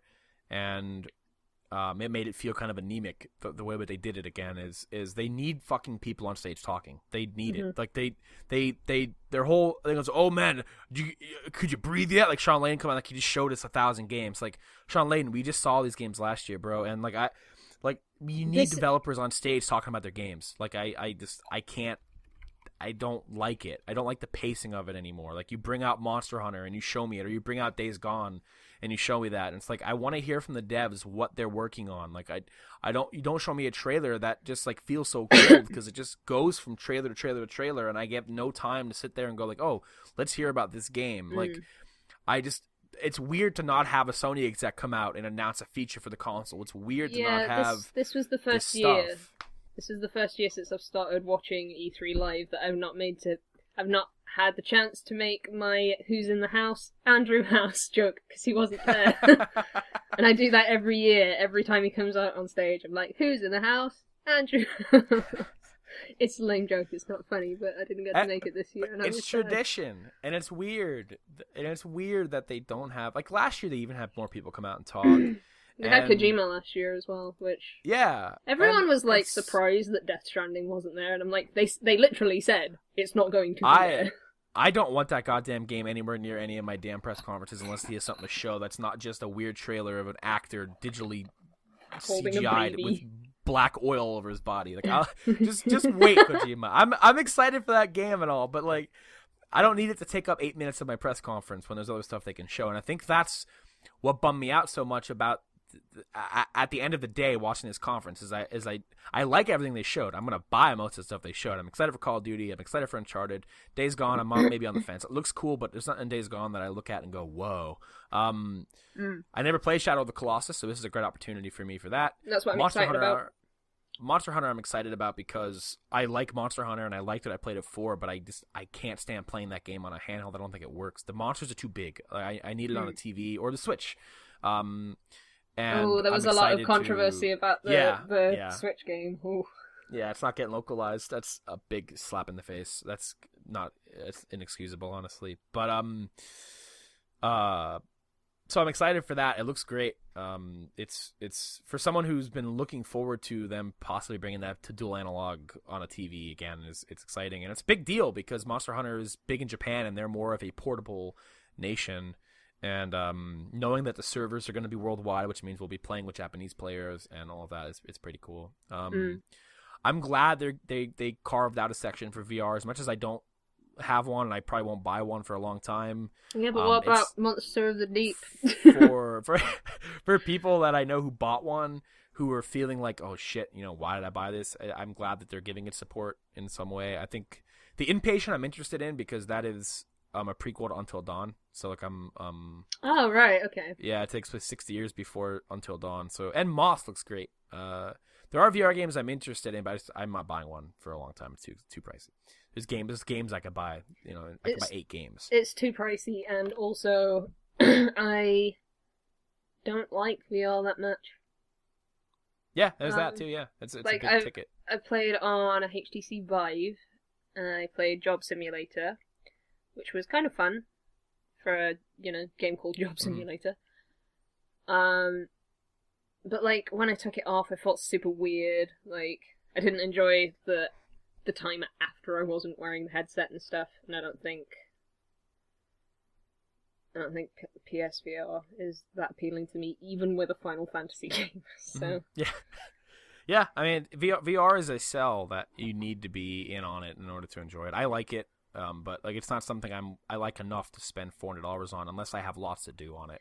I will say if I was going to get into VR, I would get like a console VR over a PC VR because that's just like a whole other thing where you have to have the right specs and you have to have a pretty high-end PC to make it work or whatever. Yeah, PSVR just works and it's fine, honestly. And like I was playing Resident Evil, it looks fine. I hope it takes off because I don't want them to abandon it. Like game-wise, because I think there's neat things you could do with it, but yeah, they carved out that section. Pokemon Snap, but with Final Fantasy. I'll keep saying it until they do it. Email I don't remember his name. Tabata. Email him. Send him an email. Konnichiwa, Tabata-san. And just attach an image of Pokemon Snap. But with Prompto like photoshopped into it really badly. In there, yeah. Him wearing that PSVR headset. But it'll be a picture of Prompto. You know how on Pokemon Snap you can knock Charmeleon into the lava and he comes out Charizard? Oh my god. It'll be a picture of Prompto standing on the ledge there. He gets knocked into the lava and he comes out with a VR helmet on. Oh my god. There we go. There's the pitch. But yeah, I feel like there was and actually there was an initial emptiness I felt at the end of Sony because I looked at my friend and we were both like waiting for a Bloodborne or even just a From Software announcement. It didn't have to be Bloodborne. Like I was like, what are they up to? Hidetaka Miyazaki had a lunch meeting with Shuhei Yoshida like a year and a half ago. Like they're working on something together again. Obviously, what is it? I want to see it. So they finished all the DLC for Dark Souls 3 now, haven't yeah. they? Yep. So that game's done and dusted. So I just want more Bloodborne. It's my favorite out of all of those games. It's a cool setting. So I was bummed there was an emptiness. But I think what ended up happening was E3 of the past 2 years have kind of conditioned us to expect these massive bomb drop surprises. Yeah, I'd agree with that. Like E3 has not always been just about that. Like there are plenty of E3s I recall where it's like there was nothing dropped that was like whoa. Like it's just we had Shenmue and Final Fantasy VII Remake and The Last Guardian and that was such a fucking crazy year. That was like absolutely insane. The way Sony handled God of War last year and Spider-Man and all that stuff was like whoa. Like these are cool announcements I wasn't expecting, and this year was less surprises, but we're seeing more of the games that have already been announced, and they're getting not concrete dates, but they're getting release windows, and like it's almost like a gap year of like, hey, these games we're getting lots of great games. There was no shortage of good games shown. It's just stuff we've already known about. Right. So it's like when I watch Sony, it's like this is the exact same conference just about last year, except with Monster Hunter and Shadow of the Colossus. We've got Days Gone, we've got Uncharted, we've got God of War, we've got Detroit, we got Spider-Man, like all that stuff we've seen already last year. So Sony's conference kind of felt like a snapshot of last year, but with somebody drawing over it a marker to add some new stuff to it. Like they drew in themselves. I don't know. I think I was a little bit disappointed that there wasn't that big bombshell. And one of the things that I was 100%. Really looking forward to was seeing more of Final Fantasy VII Remake. And Andy explained it to me that the reason that probably didn't happen is because they've moved everything from an outsourced studio to in-house. Yep. So who knows how much of the game they're actually keeping? No one knows. We'll see. Probably I won't guess see that for another few years again. That's. I'm never going to play Final Fantasy VII. It's going to be this fucking weird thing that I just never get around to. Square's like AAA development teams are so strange. I've never seen a studio kind of operate the same way that they do. In that, I'm totally for developers taking as long as they need to make a game good. But it's so weird that so many of their games just take like 9 years to make. Stop like fucking announcing them before they're done. Just stop it. Kingdom Hearts 3 is nowhere near done, and the last main iteration was on the PS fucking 2. It blows my mind. Like I don't understand. It's because they go, we've got this concept trailer, Final Fantasy versus 13. Let's show it to everyone, and then the game never comes out. Yeah. And it comes out as Final Fantasy 15, and everyone's like, oh, this wasn't worth a 10-year wait. That's entirely Square Enix's fault. Yeah. Yep. And what's funny is like the actual game of Final Fantasy 15 didn't take 10 years. That's been iterated on and scrapped and redone a few times. Like it took about 3 or 4 years, I think. Yeah. 15. So a lot of the headlines are misleading and but I mean, at the same time, it's like for someone to think that it took 10 years, it's not really their fault 100%. Just the way that game was handled. I guarantee when fucking Kingdom Hearts 3 finally comes out, everyone is going to be like, what the fuck is this? Oh, man. Everyone's going to be so mad. Even if that game is great, that game's going to be met with tons of hate, I guarantee. Yeah, like you said at launch, that's going to be a mess. I can't wait. That's going to be really... I'm going to be sitting there on Twitter, eating popcorn, and I can't wait. I have no stake in the Kingdom Hearts franchise. I'm just going to watch that happen. I'm excited. God of War looks great. I'm still excited for that game. I liked the first 3 games. I haven't played any of the spin-offs. Kratos as a character has never been that appealing to me. I liked the games well enough because I like the mythology and I like the combat. But I like what they're doing with Kratos' character in this, and I think it looks really cool. And the combat, we got to actually see the combat this time, so I'm excited for that. God of War is a little bit too gruesome for me, I think. Ripping people in half and like, cutting tongues off. And, considering I grew up on Nintendo games, it's a bit much for me. Then we had like some Destiny 2 stuff. I don't even see. There are moments in the press conferences where it's like, okay, I'm not necessarily disinterested in this, but this is taking up a slot of something that could be there that is more interesting to see. Like, this Destiny 2 trailer, as hyped as I am for Destiny, it wasn't a good trailer at all. Just like boring ass trailer. Oh, there's a cabal and he's fighting people. Like, all right. I don't even remember it. I've got to be honest. Yeah, it's bad. Basically, I've been conditioned because of this podcast. Anytime Destiny in any fashion is mentioned, I just switch off like that. I'm just gone. The last thing of note for me is what is your interest in Spider-Man? Do you have any interest in Spider-Man? None whatsoever. Like, I'm not a big superhero fan in general. Mm-hmm. So I'm not particularly interested in the game. I'm or in Spider-Man in general. I don't know if you're asking in general, do I like Spider-Man? Oh yeah, well, the game mostly. Like, if it looks fun to you at all. I'm excited about it. I don't think it needed that long of a presentation. It showed me, man, there's a lot of quick time events in this game. Yeah, that was something. I think they addressed that afterwards too. That a lot of the big set pieces are going to have them. Which it kind of makes sense, like, for certain moments to, like, be controlled that way. But there are a lot. There's a surprising amount in that sequence. Maybe it wasn't the best sequence to show, but it looks fun. It is open world, so you get to sling around doing open world stuff with Spider-Man. They did confirm that you'll be able to play as Peter Parker, and we got that reveal at the end that nobody would really care about unless you're a big Spider-Man fan, and that was, like, the post-credit scene of Miles Morales, who is another Spider-Man. And again, unless you know that, or unless you care about Spider-Man, who gives a fuck? I'm literally shrugging, like, what? Yeah. It was that scene at the end where, like, it cut the black and then it cuts back after that montage, and it's like, hey, Miles, come on. And he's like, all right. And he has taking a picture. Nobody knows what that is unless you know a damn thing about Spider-Man. It's weird. Not clue. That was a big moment for them. Like, it was supposed to get people hyped. Like, people in the room I was in were hyped because they were big Spider-Man fans. But, like, I can see a lot of people going, "Man, what's the big deal?" Yeah, pretty much no idea. And I was expecting something else after Spider-Man, so I was like, it's fine. It's gonna be something else, and it just ended. I just want Bloodborne. That's all I want. I don't even know what I wanted. I just wanted something else.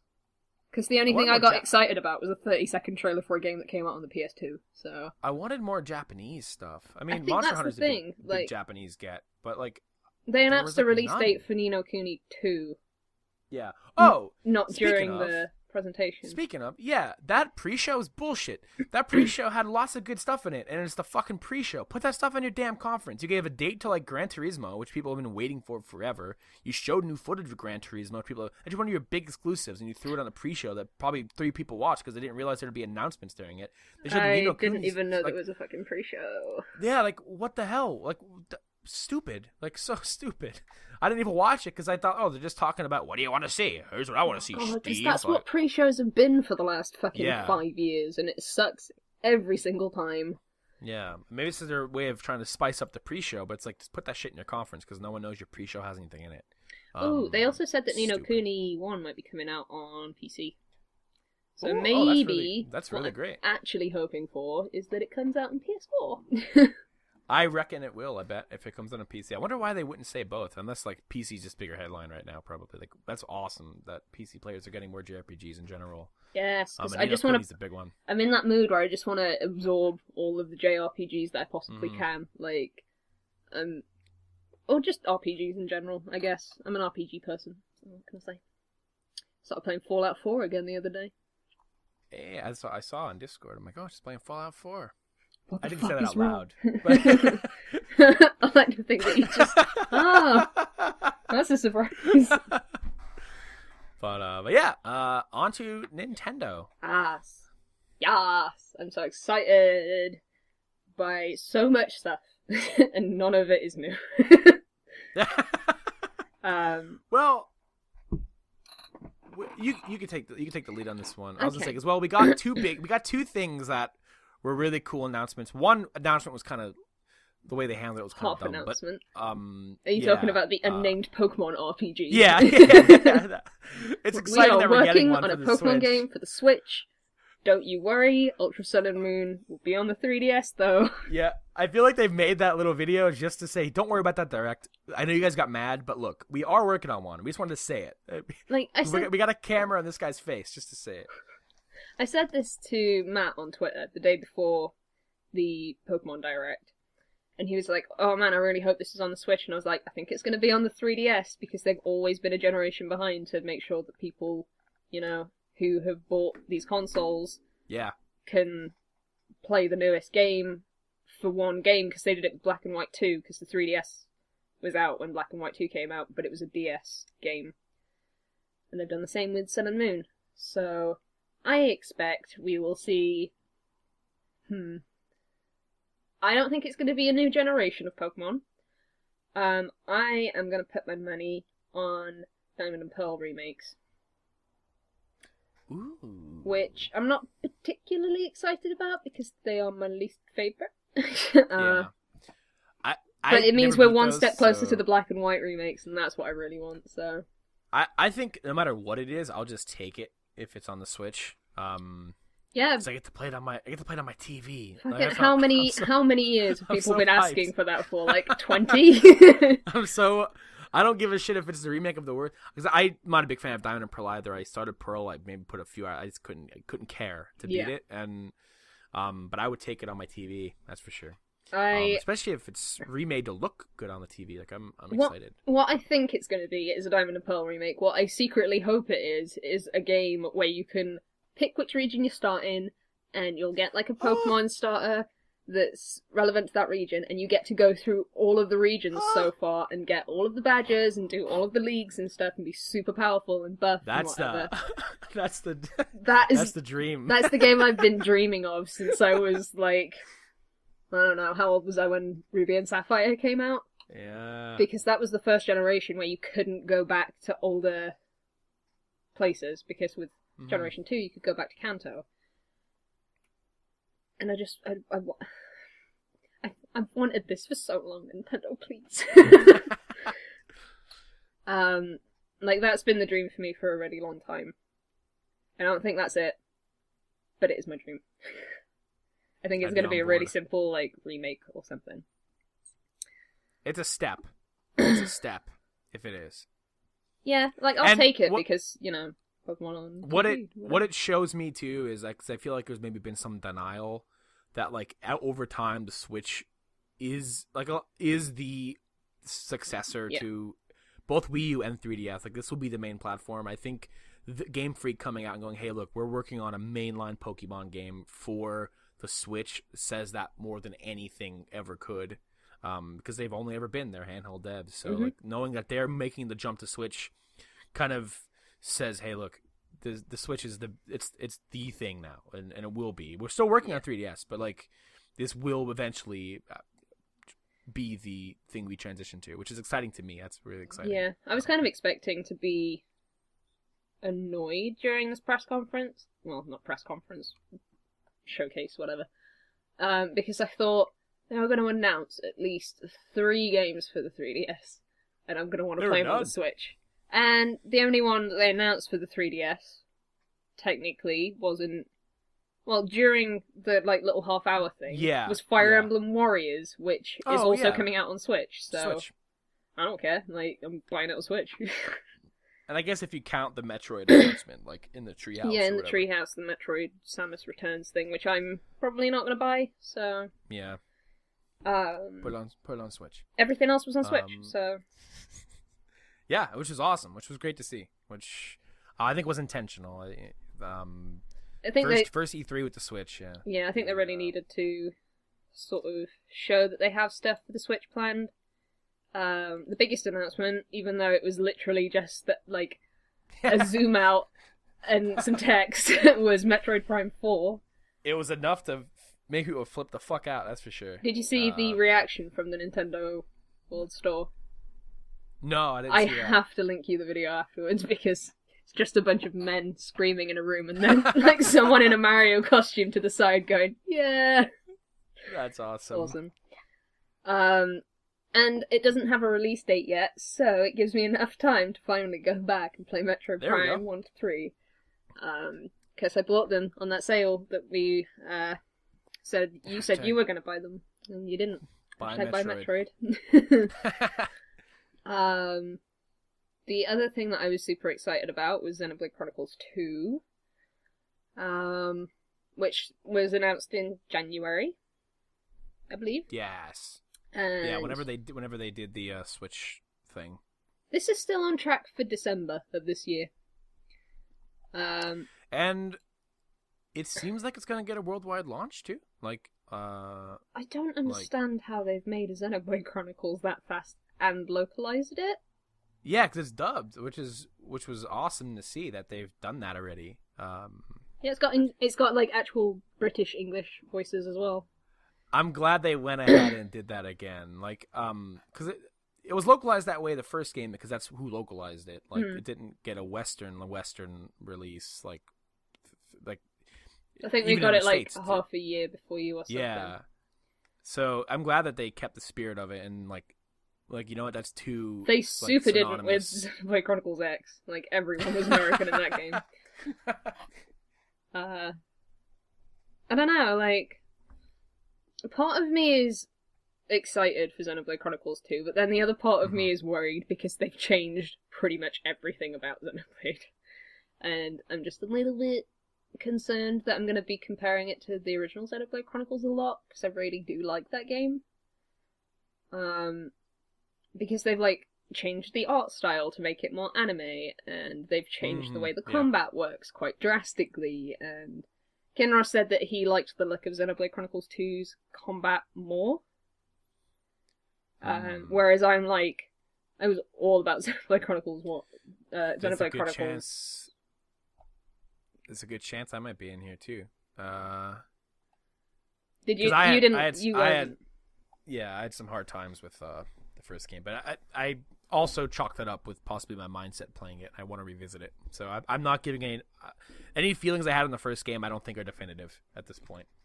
I'd be interested in if you ended up liking it or not, which I understand if you didn't like it, but after spending 100 hours with it, yeah, I do kind of like it and I understand it a lot.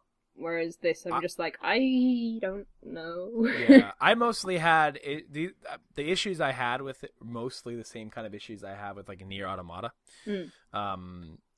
which is like there's like I think the side content it bugs me. I know why it's there. Now Nier Automata has no excuse, but like Xenoblade, I know why it's there, and like it's mostly there for it's not really there to serve any kind of story purpose. No. But there's so much of it, and I hated the quest log and the way it was labeled and stuff, and it was doing my head in. And Nier kind of strikes a similar chord. It's why I don't think I'm gonna finish Nier, but I'll talk about that later. Yeah, I'm probably shelving that game, unfortunately. But yeah, no, I don't think my feelings are definitive. I think playing it on the Wii was a big issue. I think I'd rather play it on 3DS. I think I like to describe Xenoblade Chronicles as the single-player MMO. Because it's got a lot of like MMO features to it, but it's a single-player game. The ideas around the combat I really dug. Like I liked the whole synergy and the way that it worked with your party and like the combos and the way that the combat was set up. It's just the UI all being on my screen in 480p on my TV was just doing me, and I couldn't do it. It was bugging it probably would have been fine when it was, actually that time frame. Yeah, and I was playing it on a normal TV, and yeah, it was. I didn't hate it though, so yeah, we'll see. I'd like to revisit it on the. I would pick it up on the 3DS because I don't know how it is in America. It's pretty cheap though here. Yeah, I think it's fine. I don't know if you've got a new 3DS, but I don't, but I'd like to pick one. I like to pick up the new 2DS. Yes, get the new 2DS because I want to know about it. And I've got no reason to buy one, so that's on my holiday buy list for sure. Yes. Good year for Nintendo getting you money. Yeah, they're getting my Switch money and 2DS money. I will say, I hate the fact that Xenoblade Chronicles 2 comes out at the end of the year because I'm never going to play enough of it to know whether or not it belongs on my Game of the Year list or not. Oh, yeah, it's a long game. Yeah, that's going to be a tough one. I mean, unless you somehow blitz it like you did Persona. I mean, I could blitz it, I just kind of don't want to. Yeah, for sure. Like, it took me 2 months to beat the original Xenoblade Chronicles, and I felt like that was an okay pace, but with Persona 5, I was just, like, constantly on edge that something was going to get spoiled for me, so... With Xenoblade Chronicles, I can imagine the story is going to be, like, oh, we took down a god, because that's every JRPG, pretty much. But, yeah. Excited for it. See how it goes. I genuinely thought they were going to announce that it was delayed until next year. But... sticking to their guns. Looks like I might be wrong. Fire Emblem Warriors had 4 new characters announced. Do you remember... Have we talked about Fire Emblem Warriors since they announced? Yes. I don't think we've talked about it on the show, but we've talked about it in Discord about the characters and... Okay, I'm gonna get my frustrations out of the way then. So they have said in Fire Emblem Warriors they are only gonna have characters from Awakening, Fates, and Shadow Dragon. Which means you aren't gonna see Hector, you aren't gonna see Lyn, you aren't gonna see Ike, you aren't gonna see all these cool characters that people know and really, really like. But they're totally gonna have like season passes for here's the Fire Emblem 7 characters or whatever. The thing that pisses me off is they've said that the reason that is because they have the weapons triangle in this game, and they don't want to have every lord from the franchise in this game who all use swords. And they wanted to balance it out a bit so that they had like characters that use different weapons or whatever. Every single character they've announced has a sword. Every single one of them, including the 2 original characters that they've made for this fucking game. Why could they not use, like, something else? I don't know, like an axe or a spear. It's not that hard. I don't understand. I genuinely don't understand why they've gone, too many characters use swords, so we've made 2 new characters that use swords. Help. I don't understand. I'm hurt. My feelings are hurt. Game looks pretty though. Yeah. They announced Corrin, they announced Xander, they announced Ryoma, which I'm super excited about, and feel like they announced someone else. Who the fuck have they announced? Give me the box art. No, they announced 3 new characters, I was wrong, not 4. So the characters we have so far are the 2 new ones. Chrom, Ryoma, Corrin, Xander, and Moth. All of which use swords, just putting that out there. Yeah, I'm looking at the box. I would like to point out as well, you see the sword that Moth is holding and the sword that Chrom is holding? Yeah. Same sword. Nice. Not even different swords, they're the same sword. Oh, man. I will at least give it to the Fates characters that their swords are very special and unique and whatever. Mm-hmm. But anyway, I can't wait for this game. It's what I've been asking for a while. We knew about it since January, and I think it looks a little bit more strategic than Hyrule Warriors did. Like with the fact that you can pair up characters, and that has benefits that I didn't quite understand, to be honest. And you can switch around the battlefield, which you couldn't do in the original Hyrule Warriors. I think it looks very, very neat. It looks very pretty. And they announced a Chrom amiibo, which is the most important part, because I've been wanting a Chrom figure for fucking ages, so I'll take it. And then, new Kirby game, which I'm not particularly... Yeah. Are these Kirby and Yoshi games actually called that, or are those like I placeholder think they're names? just placeholder names, because neither of them are coming out until next year. I'm Gotcha. surprised that the Yoshi game isn't technically a Woolly World game. It looks like it, yeah. Apparently it's made out of but felt it isn't. this time. Yeah. It's like made out of like felt and paper crafts, so it's different.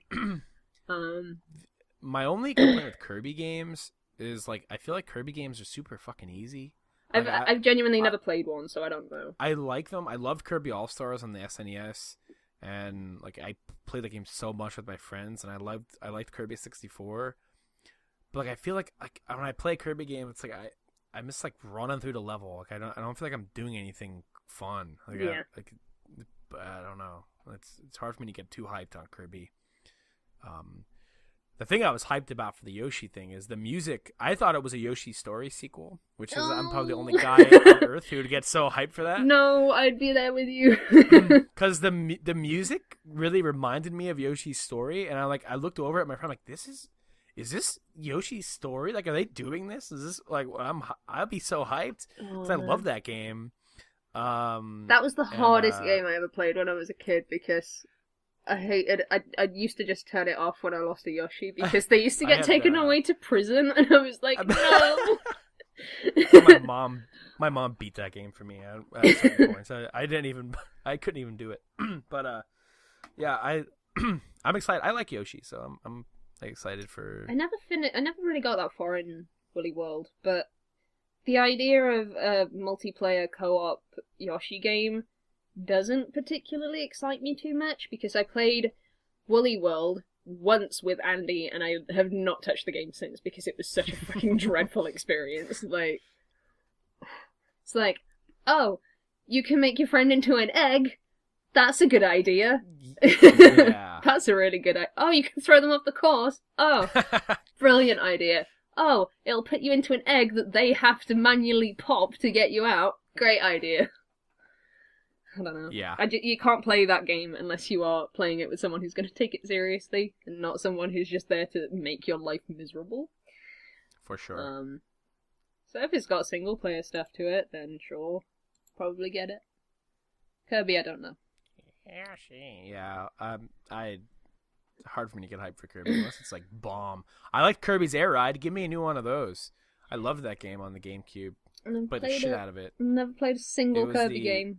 It was the kart racer made by was it Sakurai? Yeah. Yeah. Kirby Daddy. I loved that game. Yeah, the closest I've gotten to playing a Kirby game is Smash Bros. So not very close. Same with Metroid. Actually, I've never played a Metroid game. Me neither. It's one of those things that I'm like, I should do these things. Yeah, people go nuts for them. So it's like, I'll see what it's about. Do it one day. I'll do it one day. I mean, I bought them. And like someone I know. Whoops. Then... Rocket League got announced. Yeah, they announced Rocket League. With cross-platform play for Xbox One and PC. Would you pick up Rocket League again? No. To play it in a car? Would you buy it again for a little hat that goes on your car? It's a Mario hat.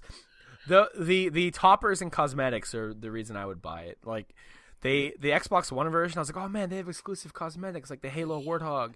But like the Switch version with like the Mario hat and potentially other stuff, maybe like carts for Mario Kart, maybe one day, who knows? Do it. I would be in for that, and yeah, I love Rocket League, so. Like, having it on the Switch, I don't think I'd be as willing to just rebuy it. Like, I already own it, and, you know, I get mad at the game enough. I don't want to smash my Switch.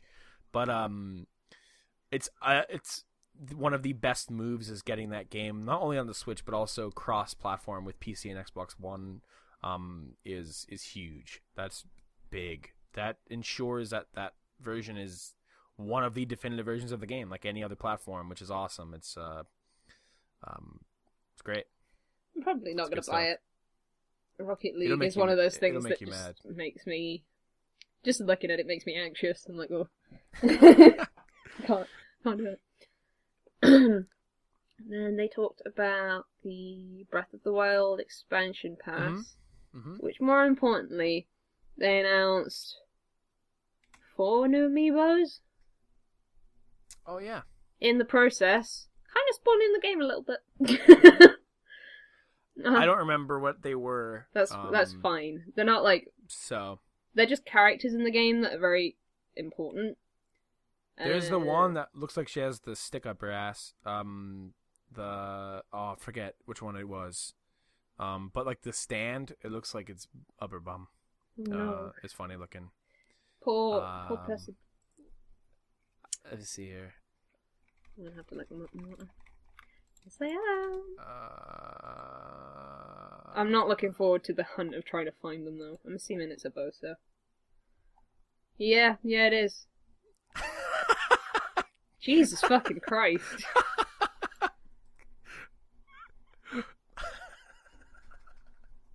Oh, that's unfortunate. She's the best one.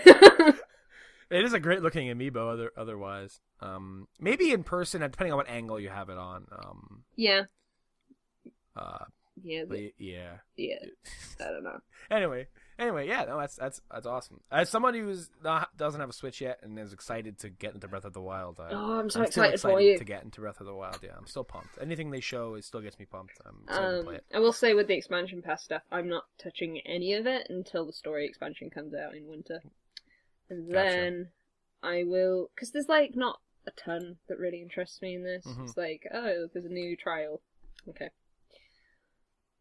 The new hard mode. Okay. I'll just get to that in winter when I'm primed and ready. Yeah. When I'm definitely not playing the last thing that I want to talk about. I'm definitely not playing Super Mario Odyssey. Game looks so good. I'm so excited. Oh. That, and a lot of people were predicting it wouldn't make this year, and I have faith in them. It's like the game looked far along when they announced the Switch, and I'm glad it got a date, and it looks so good. And I honestly thought it would be late November.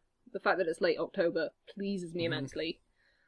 And I said this in Discord the other day, like, we get a Mario and a Zelda game in 1 year. That's incredible. Yeah. This is a good year. The song, I love, because it totally fits in with, like, the New York Broadway sort of theme that they've got going on. It was great. The fact that Pauline's a character again, in, like, not a side game, that makes me super happy. She's the mayor of New Donk City. You get to wear a top hat. Your top hat can possess people. Oh my god, so the possession thing. Sorry, they said it's not possession. Yeah. It's being captured. Oh yeah, they're a great pun. Yep. I like to think that Miyamoto heard the word captured, realised that there is an alternate word for hat being cap, and went, "We've got to make a new Mario game." Yeah, that's it. That was the kicker moment. Yeah, it looks marvelous. Is the word. I haven't properly loved a Mario game, like a 3D Mario game, since Mario Sunshine, because Mario Galaxy I found really difficult to play because of the sort of like perspective and stuff, because of the like roundness of the planets. So that took me out for Mario Galaxy and Mario Galaxy 2. I only sort of like Sunshine a little bit, whereas Mario 64 is one of my favourite games of all time, and I've wanted like a new one of those for a really, really long time. So I pre-ordered this game already, and I don't care. You come at me, it comes with a fucking replica cap thing. Cappy, is that his name? Could you wear it? Is it an actual hat? Oh yeah, hat? It's an actual hat with eyes. Oh, amazing. See, that's the pre-order bonus. That's the pre-order bonus. Right there. That's what I'm talking about. I'll find a link for you so you can have a look at it. That's awesome. Yeah, the game looks fantastic. Like it's going to be one hell of a debate for GOTY this year. Oh god, I'm not looking Nintendo forward to alone. it in one way, but at the same time, we got 2 massive games from Nintendo. Yeah, which are probably going to dominate a lot of GOTY talks. Like on top of all the other stuff that's been released this year. Yeah, that's including like Horizon. Yeah, and Persona, and it's a hell of a year. It's exciting. It's exciting when times are good when look at that freaking head. I'm gonna wear the box art's really nice. This is my first time seeing the box art actually. Yeah, it's good box art. I don't know whether dinosaurs come into it. Don't know. Ooh, look at him with a safari outfit on in that one postcard. Yeah, in the. What was it that I saw on Twitter? Someone asked the question, like it was a really dumb question, like, if you capture a dinosaur, can you still ride Yoshi? And Miyamoto was like, please don't do that. It'd make Yoshi really uncomfortable. That's awesome. Uh, Yeah. Again, looks great. Yeah, I'm super excited for Mario. Like, how long's it been since Mario Galaxy 2? Because they've done a lot of, like, 2D ones, like 2D and 3D, like Mario 3D World. Galaxy 2 was 2010, May of 2010. Oh my god. So 7 years. Since a full, like, actual 3D. I mean, people will argue 3D World, but it wasn't the same. It was a stage-based game. Like, it was 7 years. It was completely different to, like, Mario 64. So yeah, I'm gonna play the shit out of this game. I'm gonna 100% this game. Promise you that now, because it's probably gonna be an absolute joy to do too. The music. I can't wait to hear the music. That's what one of the things I'm excited for. I've had that fucking One Up Girl song in my head since E3, and it won't go away, and I'm totally okay with it. It's a good song. I love the theme. I just love everything. I love everything. I just love video games so much. Although they are sort of getting to the point a little bit where they're oversharing on features in the game. Yeah. Through, like, Twitter accounts and stuff. I'm like, do not show me any more worlds. I don't want to know. I just want to be surprised. But apparently no one else wants to be surprised anymore. So. Yeah, I feel like a lot of devs are, like, really eager to just show everything, and a lot of people out there willing to just eat it up. And we see it with the Prompto trailer. We see it with stuff like this, and yeah. Just don't do it. Don't do it. Don't do it. So E3 2017. We did it. Overall, I think I mentioned on Twitter, like, after it all ended, like, it wasn't a terrible E3. There were less surprises, but we got a lot of games that we'll be playing over the next year, a year and a half, that all look pretty dang good. So, I'm very excited. And then you've got, like, the stuff that wasn't announced at E3. Like, you've got all the 700 Yakuza games that are coming out. Yeah. They were on the show floor, but they didn't talk. That's the other thing about Sony's that was kind of strange, is, like, they didn't show certain things that, like I don't know, like, I think you could have slipped the Yakuza 6 trailer in there, and it had a big floor presence at E3. They recreated the one entire street from Kamurocho on the show floor. Like, they put a lot of time into the booth, but, like, they didn't, like, give it any show time. It's like, what the heck? But yeah, like, Yakuza, I've got 2 Yakuzas this year. Well, no, 1 Yakuza. Well, technically 2 if you count 0. I already played it, but yeah, coming out. 1 Yakuza, then a Yakuza in January. You got a lot of Yakuza to play. I've got to get on 0 at some point. Love it. I'm so excited. But yeah, so I actually will point out, I went into a shop the other day trying to find Yakuza 0. They'd sold out, so... Oh, see, it's so good. They just can't keep it in stock. It's flying off the shelves. I'm going to have to Amazon it, and I don't like doing that. I'm going to have to, I'm afraid. It's flying up. Maybe it'll go on sale, like, sometime. Like, at just the right time. Yeah, I just bought Final Fantasy Type 0 HD, so I don't need another game for a little bit. Yeah, you're good. You're good for a bit. I'm going to check how much it is, though, while you do the wrap-up of the thing. So yeah, those are the games we'll be playing in the future. That is my transition into, here are the games we're playing now. So now we'll get into some of the stuff we've been playing. Some of the hot takes maybe on certain games some people might not enjoy. So I just want to preface that. I know some people are really into Nier Automata.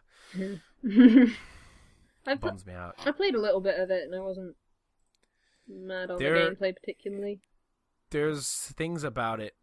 Did you want to go first, or what about? Should I just like what we've been playing? No, you can go first. Should I just hop in and you go for it? I'm gonna go. I have 3 games. I'm gonna go in order of worst to best. In terms of how I feel about them. Actually, there's only one I'm not really enjoying. The other 2 I'm enjoying immensely. But yeah, so I started playing Nier Automata as my follow-up to Persona, which is like, I played one long-ass game, figured I'll jump into another long-ass game, and Nier can be long. I mean, it is long. Like, there's multiple endings, but one ending is not the end of the game. Like, you need to keep playing it. I initially was really enjoying this thing, and there's a lot to love about it. The music's great. The story content is really interesting. The combat is fun. The localized because you got Morgana's voice actor in there. It's like you're playing Persona 5 all over again. Yeah, Matt Mercer's in there. Morgana's in there. But there's some things about it that are holding me back, and like it's going to be some complaints where some people might go like, "Oh, well, just don't do these things then." And it's like it might be easy for someone to say like, "Oh, I'm going to skip the side content," or I'm going to, but it goes beyond the side content, and there's two things working in tandem against me in this game that when I'm playing it, I just don't want to do anything. Like I'll stand in one spot and go, I don't feel like doing this. The map in this game is the worst map in any video game I've ever played, and that's there's things in Nier Automata that are reminding me of why I started getting sick of Mass Effect Andromeda, and that is like side quest bloat. I have so many of them, and then on top of that, the map is like a 3-dimensional kind of map where it's like, it isn't just, I open the map and there's the icons. I open the map and I can rotate the whole thing, and certain icons are underground. So when you look at the map, there's a dot underground, but where that dot isn't necessarily where you need to go. It's just where it is underground. So the entrance to wherever it is you need to go isn't necessarily at that dot. So like, I don't know where the fucking entrance is. I get to some of these stupid waypoints, and some of them aren't quests I already have. They are quests that are on the map that you can go find, and they have question marks on them. So I guess for some people, it's fun to explore the world. Like, no, but it's not fun to explore the world when the map is working against me personally. And it's probably a personal issue because I don't think I've seen a lot of complaints about it necessarily online. But the side quests in the map system they're killing me. They're absolutely murdering me. And it isn't that I don't want to do these things. I have to do side quests. I feel like I'm shortchanging myself if I'm skipping a lot of content, especially when there's so many of them. And some of them do have interesting little stories in them, and I just it's bumming me out because like otherwise I like a lot about the game, but I just don't feel like playing any of it. And knowing that, reading something that I read, and again, people in the comments can judge me and go, "Oh, you haven't actually played it yourself, so you don't actually know," or whatever. After ending 1. You play the entire beginning of the game again as a different character from a different perspective, and you're doing like all the same things again. Like, no, like I don't want to do that. Like, I'm sorry. This game could be a hidden masterpiece, but I don't want to play it. As you know, and it's unfortunate, but like the side quests and the map, they may seem like small things to some people, but it's just too much. Like, it's a reason I don't play Andromeda anymore, is navigating that quest log and that crappy map and just trying to wrangle all of that stuff. Just eventually, after 10 hours, starts wearing thin on me, and I just don't want to do it anymore. Like, I just can't. I could talk about side quests in a different game later. Yes. So. I'd like to hear your opinion on Horizon side quests, because I thought they were pretty good. Overall. It was kind of refreshing playing them after like playing other open world stuff, but yeah, Nier doesn't do them good, unfortunately. I will say with Nier Automata, I played like maybe an hour of it. Andy's, because he was like, "You have to play this game. This game's amazing. I really, really like it." And I was like, "Okay." And I played like the first hour, and I've never had that like urge to go back and play more of it. Apparently, after like 3 endings or so, the story kicks into overdrive. It's like it's like a One Piece situation where it's like, or like, you know, like, I don't want to have to spend 17 hours of something before like it starts to show. It's like when people say Final Fantasy 13 gets good after the first 20 hours. Like, nah, like I'm good. Like, I just don't. I'm sure this game is wonderful, and like it's gotten universal praise, and I'm so happy it sold so well for Yoko Taro, because you know the Nier games are niche, and it's amazing. It's a miracle even that they even made a second one, and it's great that it's doing so well. I like seeing his reactions on Twitter to the sales, and it's great for the fans of the first game that they've gotten something like this, and it seems to have met their expectations. But just don't enjoy playing it like moment to moment. And initially with the music and all this stuff and the combat and all that stuff was really fun.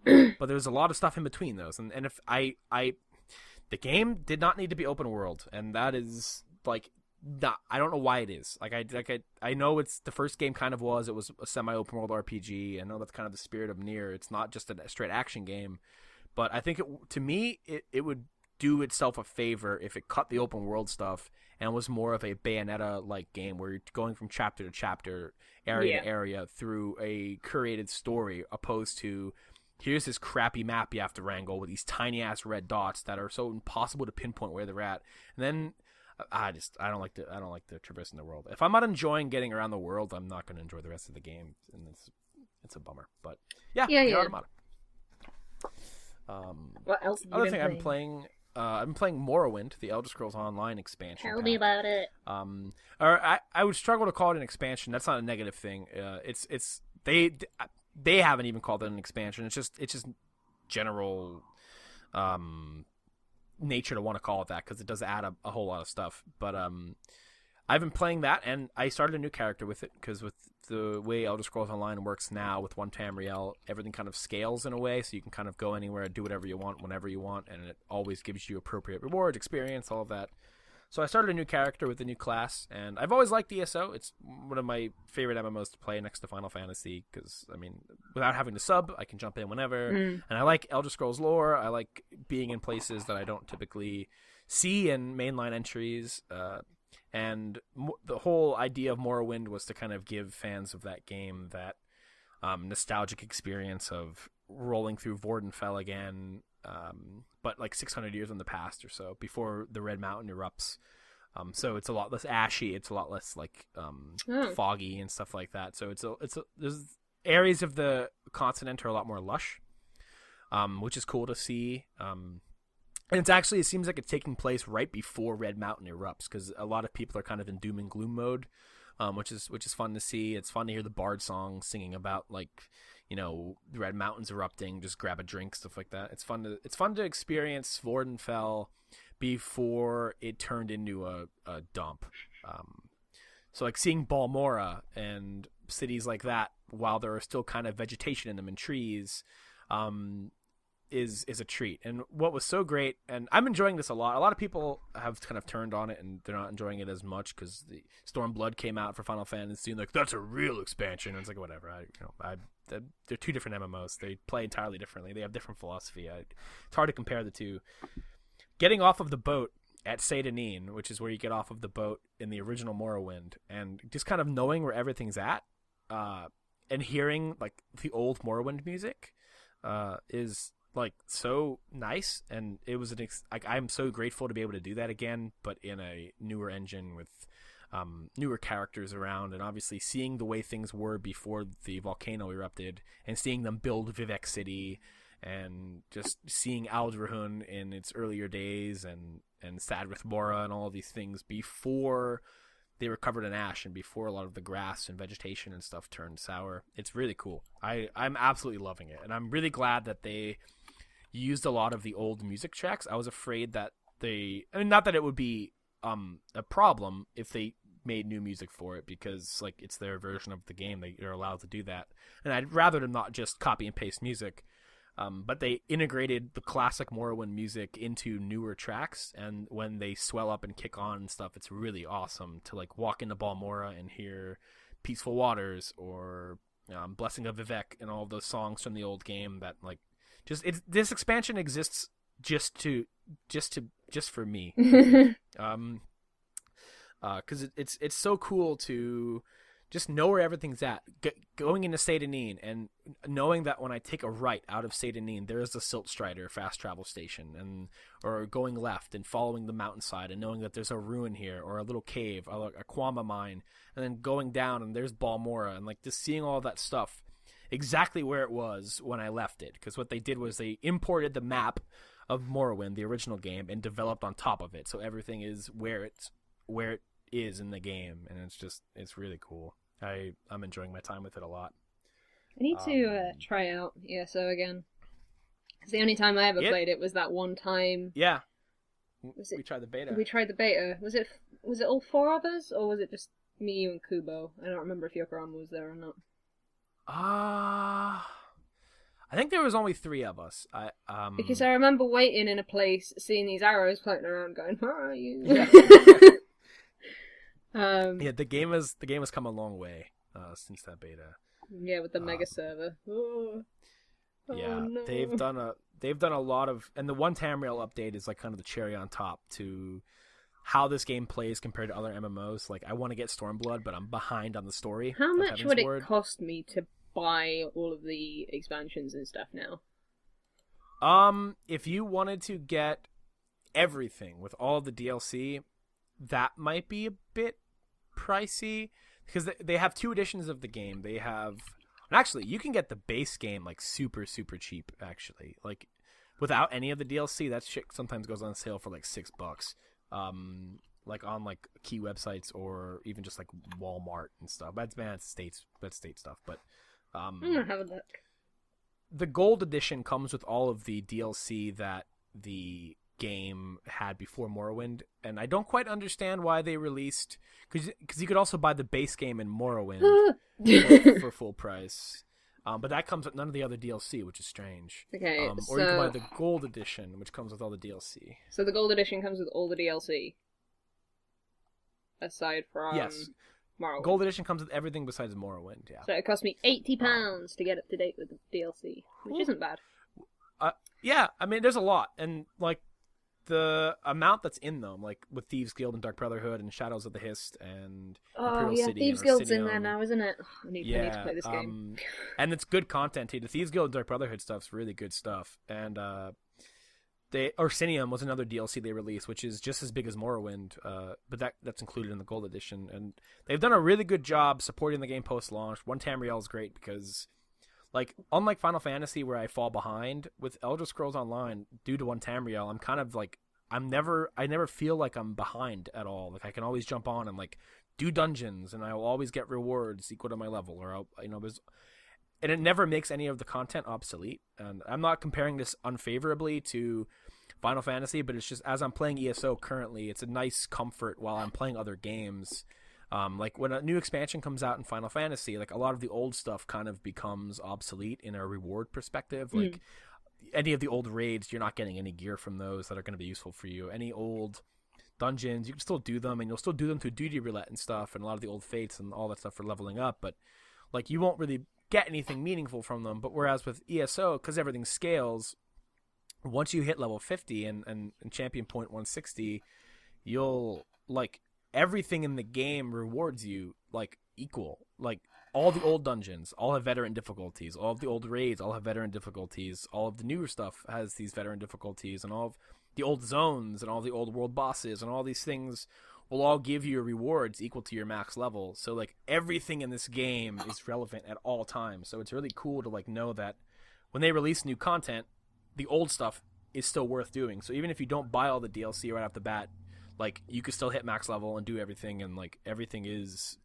all under one umbrella, which is really nice. Like, nice. It's one thing I really like about ESO, that makes it feel like this is one giant world that doesn't always just like leave stuff behind, which isn't a negative thing with Final Fantasy. It's just the way MMOs have always worked. Like, it's the way WoW has always worked. Final Fantasy works that way, and they add a crazy amount in Stormblood and Heaven's Ward to make it okay to leave stuff behind. So, but it's just, when I get behind in one of those other MMOs like WoW or Final Fantasy, you could feel it when you go back. Yeah. But with ESO, it's like, I can always jump back in and whatever. But yeah, the game's come a long way. I really enjoy it. The thing that makes it the most appealing to me is the fact that it doesn't have a subscription fee. Because I can't reliably have money set aside for like Final Fantasy, even though like what I've played of Final Fantasy 14 I really, really enjoyed. Yeah, it's great. We should do another video on that where we go and get chocobos. I would love to. I'm probably going to be resubbing shortly because I do want to buy Stormblood and play that. It's just like, getting back into Final Fantasy is like, it's expensive because then I want to buy the expansion and then the month, and then it's like close to $60. Do you not get a free month with the expansion? Nope. That's kind of shit. They should. They should, yeah. The precedent has been set where like no World of Warcraft expansion has ever done it, and like so everyone else was just like, well, fuck it, they don't do it, whatever. Where it's like, it would be really nice if they offered that. Like, it would be. There's actually a lot of things that bum me out about Stormblood. The story skip potion being one of them, which I think should be given for free for anyone who buys the expansion, much like World of Warcraft does nowadays with their level boosts. But that's a rant for another day. I don't know if I might have ranted on it on this episode on a show before. I feel like you have definitely ranted on it, but don't know if we're recording or not.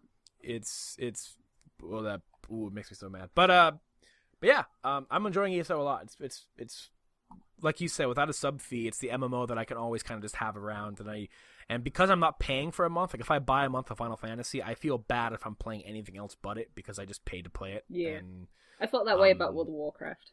Yeah, I feel like I'm wasting my money if I don't play it enough, and then if I let another month accidentally charge, it's like, well, fuck, shit, like, damn it, that's $30 that I really didn't get anything out of, and so it's nice with ESO. There is a sub, and actually to say, if you subscribe to ESO Plus, you get access to all of the DLC while you're subscribed. So if you play ESO like a normal MMO where you pay monthly, the only thing you'd have to pay extra for is Morrowind. That's not included. It's like an expansion technically.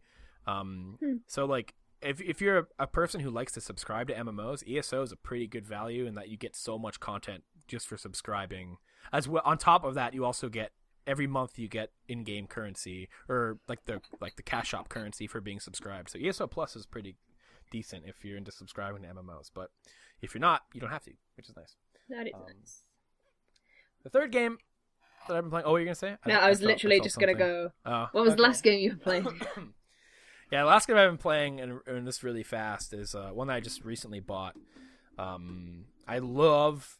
I don't think I talk about it a lot on shows and even on Twitter, but I love arcade style twin stick shooters. They're games that like. I like a good game that I could turn on and like put something else on and just play and like zone out and just zone out and get in the zone. Either one. If zoning out means I'm not getting a high score, but like then I can get in the zone and just get jacked into this game.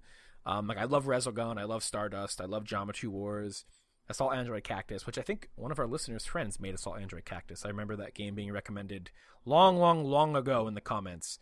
When the game was still a demo. That must have been a very long time ago because it's been a while since we got comments. the game came out. Yeah, the game came out to critical success then too. So it was nice to see. The game is fantastic. If that person still listens to the show, tell your friend they made a good game. They probably won't care at this point because they're rolling in the dough. But they probably not. But it's a good game. But yeah, I love twin stick shooters. So. It kind of snuck up on me. I remember seeing it at E3, I don't know if it was a year or two ago. Nex Machina, the new game from Housemarque, and Eugene Jarvis. Eugene Jarvis is like a legendary arcade developer. He did Robotron and Smash TV and a lot of popular arcade games. And Housemarque are just probably the best at what they do in terms of making a twin stick shooter. They're the Stardust and Dead Nation, Alienation, and Resogun guys, and they just knock it out of the park every time. And Nex Machina, I think, is a perfect game. I've put about maybe 11 hours into it so far. I've done most of Season 1's arena challenges. I haven't beaten the total of arcade mode yet because it is freaking hard. But this game, if you like twin stick shooters, if you like arcade games, if you like setting high scores, if you like Resogun especially, it's a no freaking brainer, instant purchase. If you had not known of the game beforehand, you're welcome. If you like Resogun, the Resogun's big thing, well, it wasn't the main draw, but one nice side effect of the game was the voxels, and blowing up enemies like exploded into these blocks and pixels all over the screen, and they did that again with Nex Machina, only you're on foot this time. And just the way the game flows with the weapons and power-ups and the secret humans to find and the secret levels and the different things to uncover, a lot of the environment's destructible. Game is just an absolute blast. I've played pretty much nothing but that over the last week. When did I buy it? Yeah, well, since Tuesday. And it's been so fun. I absolutely love that game. Glowing recommendation. Buy it if you like twin stick shooters. I know Andy likes twin stick shooters. Andy, buy it. You like Resogun and Stardust? Buy this game. He's probably not listening to this. Ebbie, relay this message to Andy right now. No, because he says he listens to Permadeath, so this is the test. This is the test to see if he lies or not. All right, yeah. Tweet at me, Andy, if you're listening to this right now. I will buy Nex Machina. Yeah. This is the test, absolutely. But yeah, great game. Because I was just talking to him on Twitter 2 days ago about twin stick shooters because he likes Stardust and stuff. So, if you like Stardust, this is Housemarque. This is the same developers, so their pedigree is untouched here. So yeah, that's pretty much all I've been doing. Playing a lot of ESO and like Overwatch still, obviously, and Nex Machina and all that stuff. Lots of Overwatch. Yeah. Can we take a break for a second? Because I really need to use the bathroom. Yeah. Should we hit stop on the record, or keep the recording going, but note down somewhere that this happened at like 2 hours 29-ish. Yeah. Right. I'll be back in a second. I'm sorry for the noise that's going to be on the recording, but I'll mute it so you don't have to listen to it now. Sorry.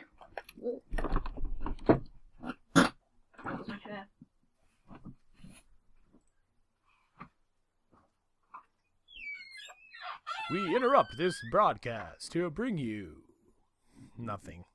I've got nothing. I figured when a show takes a break, when you do a long form podcast, there comes times for discomfort. I just want the listeners at home to know this. Currently, it's really hot in my room, and the remote control for my air conditioner is very far. It's very far across the room. I can't grab it right now because I'm doing this. Technically, I could get up right now and grab it because this is technically intermission time. But there's no intermission time in the world of Permadeath. That's why I'm here. I'm sorry I'm still talking. I'm sweaty. Yeah, I just want you guys to know. You guys know what I look like. You've seen me on video. Just imagine me soaked. I'm not soaked. That's the wrong image I think I was trying to convey. This isn't erotic. Just imagine I'm uncomfortable, as you might be now at this intermission. You might be uncomfortable. Just imagine that. And now imagine you sitting listening to this in the perfect comfort of your home. You have free reign to do whatever you want. Us showmen, we don't have that. We don't have that opportunity. It's a sacrifice. It's a thing we do for you. We wake up every day. I wake up every day anyway. I get a shower and I look myself in the mirror. I wipe the fog away. I'm just trying to set the scene here. I wipe the fog away and I look at myself in the eyes. I don't know how often you guys look yourselves in the eyes in the mirror, but it's an intimate moment between you and yourself. And I say, this is for them. And then I dry my hair off and I get dressed, and that whole day is for you guys. I set the tone. I tell myself, because when you tell yourself something in your head, it's one thing, but when you look yourself in the eyes and eye contact with yourself, that's not something you get to do very often. But looking in the mirror and making eye contact with yourself, and this is for them. This whole day, everything I do today, the marshmallows I'm gonna eat, the cupcakes I'm gonna eat, the clothes I wear. What I say to the gas station attendant, it's all for them. The text messages I send to my parents, the people I swipe right on Tinder that day, that's all for them. Back. Welcome back. Yeah, okay. I thought you'd gone as well. No. Sorry, my mum was like, can you help me with something for a second? And I'm like, not really, but sure. Yes.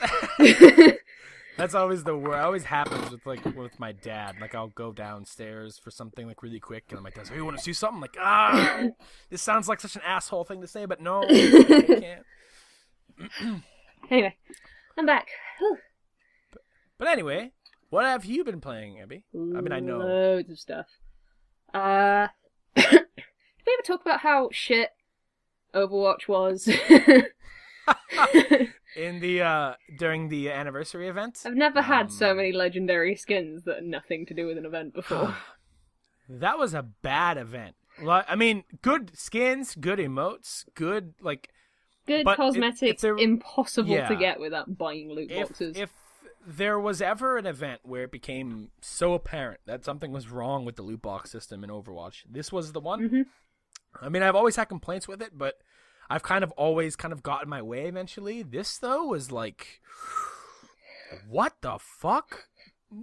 Getting Wolf Hanzo, getting fucking he's You old ass didn't legendaries get should not be Godzilla, in. though. I would have had a heart attack. Like that's the end of right there. I hate that skin too. That would have been terrible. I would have flipped it out. I got so many just coins, like legendary coins, legendary skins from the base game. Eventually, Luckily, I bought 24 loot boxes and managed to get the coins I wanted to buy the skins that I didn't get in the loot boxes. Which, yeah, the only skins I didn't get that I really wanted, I wanted Beekeeper May. I wanted what else? I wanted Symmetra, and I wanted I wanted Genji, but I got what did I Diva. I got Tracer. I got Diva, Tracer, and Soldier, which were a fine haul. Ugh. I wanted Lucio. I wanted Lucio badly because it changes his music. I hate it. that buzz cut's looking stupid. And his weird chicken feet. I hate it. In the end, I didn't do too bad, but I did buy 24 loot boxes. Mm-hmm. And I had to buy the 3 skins that I actually wanted. So the skins that dropped for me were Bastion, Genji, Hanzo, Mei, and Zarya. And then I had to buy Diva, Symmetra, and Tracer, which were the 3 skins I actually wanted. I wanted to get Lucio as well. Could not justify buying another 50 boxes to try and get it. I wanted mostly Lucio because I don't have any Lucio skins, I just realized, and I play him a lot, and his music changes with that gun, and I wanted it so bad. It's a cool skin. But, oh well. Next year maybe, when they add even more legendary skins. Luckily, though, on the box front, they seem to be making some improvements. They just announced yesterday. Can't wait. Drastically less dupes and more coins dropping in place of those. So if you go on the PTR, they give you 5 boxes to open just to try out. None of it carries over to the actual game. Did you try it out? Tried it out. Got no dupes whatsoever. It was incredible because every box I open has at least 3 dupes in it, and I'm not joking. Every box I open has at least 3 dupes in it. Fuck yeah. Well, nice. That change could work well in the long run. I have things I like to see done, like adding a way to get gold more reliably. If you gave me a way to buy credits, I'd do that over loot boxes. Yeah. Which is probably why they don't want to do it, but I think I'd be more tempted to be like, I'll buy 10,000 credits rather than I'll buy 24 loot boxes, even if they were the same price. Because then I can just buy what I want, because it sucks in events when you're like, I've got to grind to either get the drop that I want, or just hopefully get enough dupes to get the coin for it, or whatever. So, I don't know. But for sure. I got no dance emotes whatsoever. What's that golden loot box that they? Oh, the golden loot box is a thing that you get through Twitch Prime. Oh, okay, that's the only way to get it. Yeah, you can do a free month and you'll get a free loot box, and it's got a guaranteed legendary item in it. Cool. I ended up getting one of the Nomad Genji skins. I wonder if that golden loot box will be implemented in some other form then, or if it's just for stuff like that. Someone had a good idea online where every time you prestige or hit 101 or whatever, it gives you a golden loot box or something. Cool. Like something rewarding that way or something. That'd be cool because it feels so anticlimactic when you're like, yes, I've hit level 300, let's open this box. 3 whites and a blue and they're all dupes. Yeah. I'm very, very close to level 400 now, so I need to stop playing Overwatch. I'm almost 300, so I'm well behind you in level. I just like at least Overwatch. At least you're not one of those people who are level 900 or whatever, Yeah. Whatever the hell those people are doing. I don't know. I'll get there eventually, I'm sure, but that's so much Overwatch. I don't understand how you've played enough Overwatch to be level 1600. And how are you not burnt out? Yeah, what the hell? One holiday event, grinding that's enough to do me in for a week or two where I don't want to play it for a little bit. Not that I'm okay, I'll take a little break. That's a good thing, I don't mind that. I like taking breaks and coming back and I'm refreshed. Yeah, you're I'm going to take a break. Oh, there's an event next week. Yeah. But people who are like that high level, it's like that's all you play. Like, I mean, I guess it's the same way people play MOBAs. I guess that's all they play. I can't wait for summer games to come back because Same. there's one thing I need for Junkrat, and it's that fucking tennis spray that he's got that I've not been able to get for an entire fucking year. I need it, and then I can have all of the Junkrat things, and I'll be really happy. It's been a struggle over the last year to not have that spray. The first thing I'm doing is I'm checking that I can buy old sprays, and then I'm buying it. I'm getting my tracksuit tracer if it's the last thing I do. Although hopefully you'll have a better chance of it this year. Although honestly, back then, that was like my favorite tracer skin. Now though, I kind of don't care. I really like the anniversary skin for her. Yeah. I love that skin. I like the way it changes her guns. Like it's a nice skin. Splatoony. I like it. And I can finally get fucking McCree with an American flag around him. That's the one. I want that because I like the way his gun looks with that skin. That's my new goal for the summer games. Although I guess we'll see what they add new as well. Yeah, they really didn't have like. You could tell that was the first event they did. Yeah. They didn't have like a bunch of stuff going on. I want a new Junkrat skin. To be honest. Yeah. Because, he only really got Junkenstein, right? He got Junkenstein and then he got the Firework one from... That's right.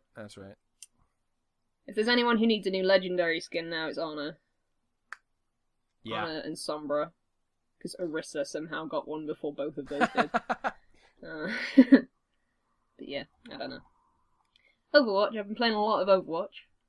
Always. What have you played the new map yet? Once. And I had a really hard time attacking. It's a tough map. I'm not gonna form an opinion on it just yet until I play like a lot on it and like because everyone's new at it and you know. I'm just not sure that I give a shit about that mode. Like I hate Hanamura and I hate Anubis. I would say you're not a 2CP fan. Yeah, whenever those I tolerate them like and I win more on them attacking than I used to in the past. Especially on Hanamura, but like I don't know. I'm not a big fan. Payload's my favorite mode and always will be, I think. Payload's a good mode. But I yeah, kind of like the hybrid maps. Same. I want to give it a fair shake before I decide on it because I was excited for it's a new. It's just so big. It's so big.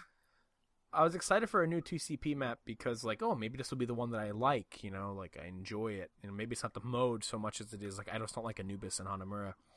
But so far,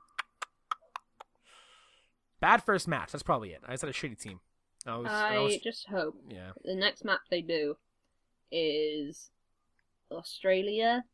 Someone know what fuck Australia's like? What's going on in Australia with the Junkers and stuff? That'd be really cool.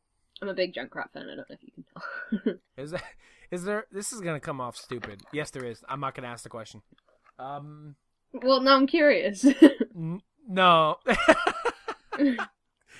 I was gonna ask if there are any maps in the United States, and yes, there are plenty. It was a stupid question.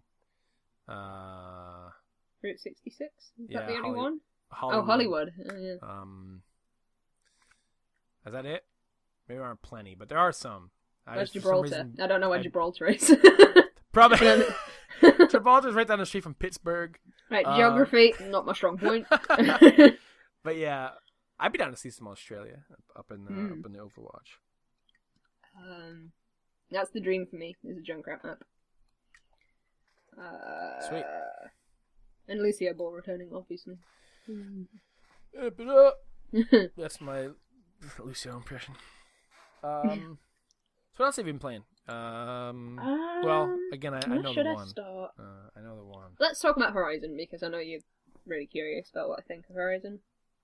So, Kinross lent me his copy of Horizon Zero Dawn, which is a game that I've wanted to play for a super long time. And I don't know how many hours I've played of it. Probably about 20 at this point. And I feel like it's a good game. I will say that. I think the archery is super fun, super on point. Makes me feel like a badass. But I feel in one way I was spoiled a little bit by Breath of the Wild. You guys are gonna kill me. You guys are gonna kill me dead over here. I say this because there's just so many times where I'm like, I could climb that wall. Why can't I climb that wall? It would make things so much easier and more convenient. And the amount of times that I'm like, I'm doing the quest like it wants me to. I'm like high enough level for the quest, but it takes me through these like areas of just shit that I cannot defeat without being better. I did my first cauldron yesterday. Fucking sucked at that. Had to turn the difficulty down because I just kept dying. And yeah, I was talking about side quests earlier, where I was like, this one looks like a super quick side quest to do before bed, and now I'm on an epic adventure. Yeah. To help out the slums of Meridian. So, I don't know how that happened. Yeah, the side quests are a little more larger in scope than like, oh, I'm just gonna do this quick and hand it in kind of deal. Yeah, that's what I was kind of expecting. I don't know if I've just been conditioned because I've been playing a lot of JRPGs with like kind of puny side quests where you go and pick up a thing and then you bring it back. I mean, it depends on, I think, like what you like out of side quests. Like if I'm not saying the side quests are bad. I'm just saying they're really fucking long. Yeah. I can agree with that. I just like them that way though, so I can't really agree on the sentiment. It just reminds me a little bit of like a Simpsons episode. Go with me on this one. It reminds me of a Simpsons episode where you'll start the episode and there'll be a topic, and then by the 5-minute mark, it's got fucking nothing to do with that topic anymore, and it's like on the actual storyline. Gotcha. So I'm a fan of like side quests like that, mostly because like for me, when I'm like, I don't want my side quests to like kind of just be like a checklist kind of thing, or like, oh, I want to do this quick and hand it in for the quick buck or whatever. Like I'm okay with them being really long, or like some of them are longer than others. Some of them are pretty quick. I just wish they'd give me like a, this might take a little bit longer than you're anticipating marker or something. And I think some of your complaints are actually very similar to Kinross. So in terms of like my response to some of them, they're kind of the same responses I would give, I think, to Kinross, like especially the Zelda one. Actually, I think Kinross and I talked about Horizon. I think you might have went away for a second because I think we were talking about, he was talking about the climbing thing, and how like like they're different games, and I think like it's an awesome feature to be able to just climb whatever, but I also think it's kind of strange to just like, I'm a human being and I'm just gonna latch my hand on the side of this rocky mountain and just be able to climb it whenever I want. Granted, there is a stamina meter in Breath of the Wild, so like you can't just like, oh, I'm gonna climb like that huge peak. It's not like a I wish I could climb this mountain thing. It's like, there's that ledge there. I should be able to climb that realistically. Yeah. But I can't. Like the invisible wall thing in all the video games that still annoys me. Yeah. Like, let me go further because I want to. It is an interesting time though, like with Breath of the Wild and Horizon existing so close to one another. Like they came out in the same sort of time frame, didn't they? Like 2 weeks apart or something like that. I will say I do think they are very different games. And the argument that like Breath of the Wild is better than Horizon is better than Breath of the Wild, pointless. Don't bother. Oh yeah. But I still have yet to get to the point in the story where I'm like super invested in what's going on. And I die a lot in this game. I'm not very good at this game. Yeah, I will say this. The combat is tough. It's one complaint, even when Kinross was having trouble with some of it, where it's like, I can understand that 100%, because the way the game works is leveling up doesn't really kind of make you more powerful. It's kind of just gives you access to being able to like, oh, make my bags bigger, or oh, this is just kind of an indicator for how many things I'll be able to have or whatever. Like all the enemies kind of maintain a consistent level of health, difficulty, move sets, all of that. And you can kind of like equip, I believe, like a lot of things right off the bat, kind of.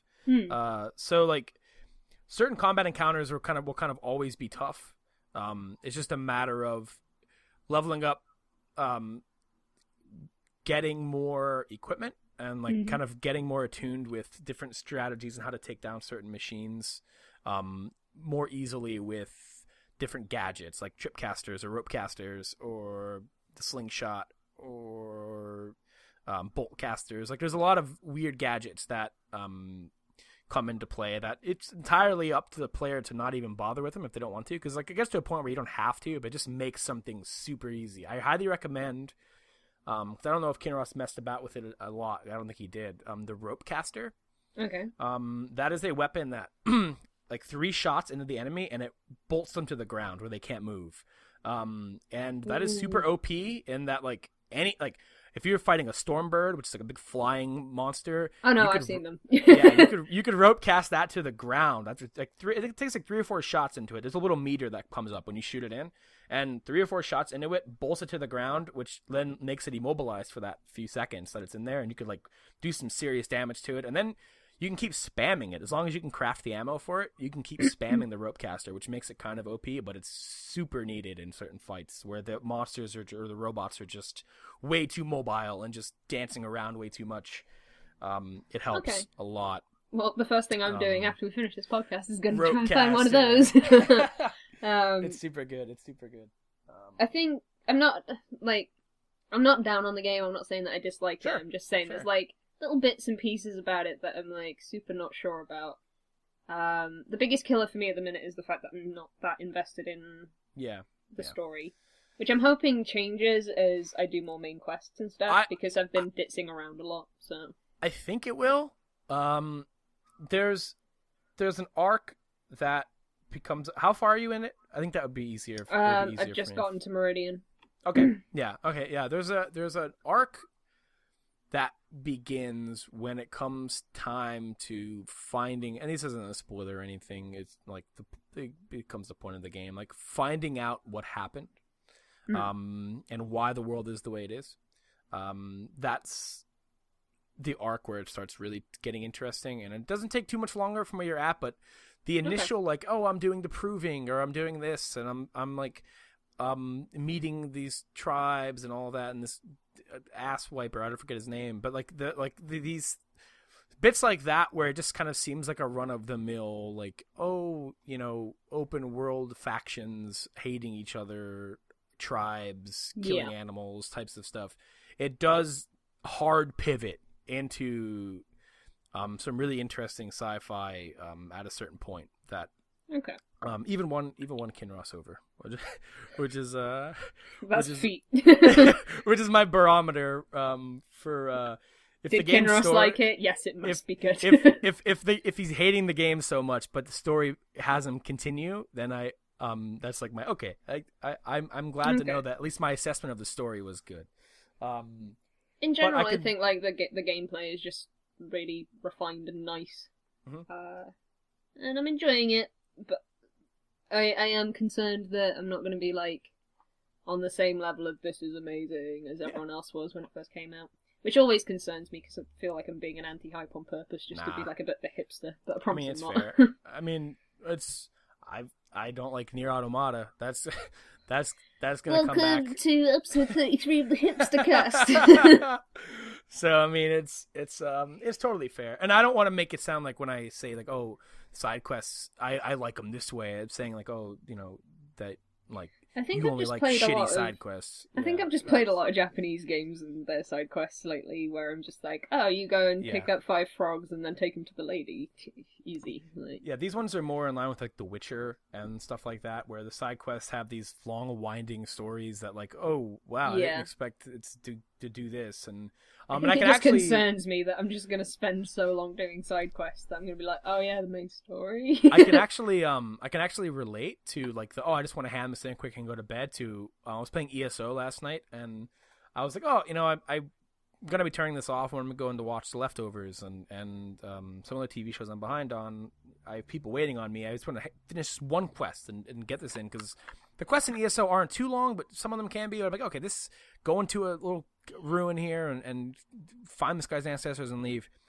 It turned into like this 45-minute fucking thing where like if I logged out, it would take me back to the beginning because of the way the servers work. And I'm like, okay, this sucks. Like this is way too long. And it was a really good side quest. I enjoyed it, but like it was like this. Why is it so long? Why am I like you'd get to the end and think, oh, I found another secret passage, and it's like, you fucker, like no, I was done.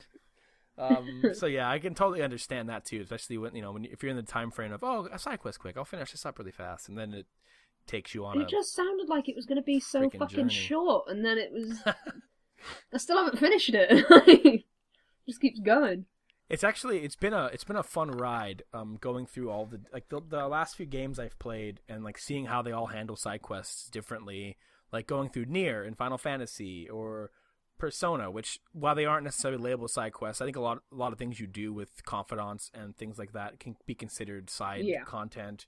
And like Mementos, and then like Yakuza and seeing the way they handle it, where there's no quest log at all, and you're just kind of doing shit and there's no quest log. I'd die.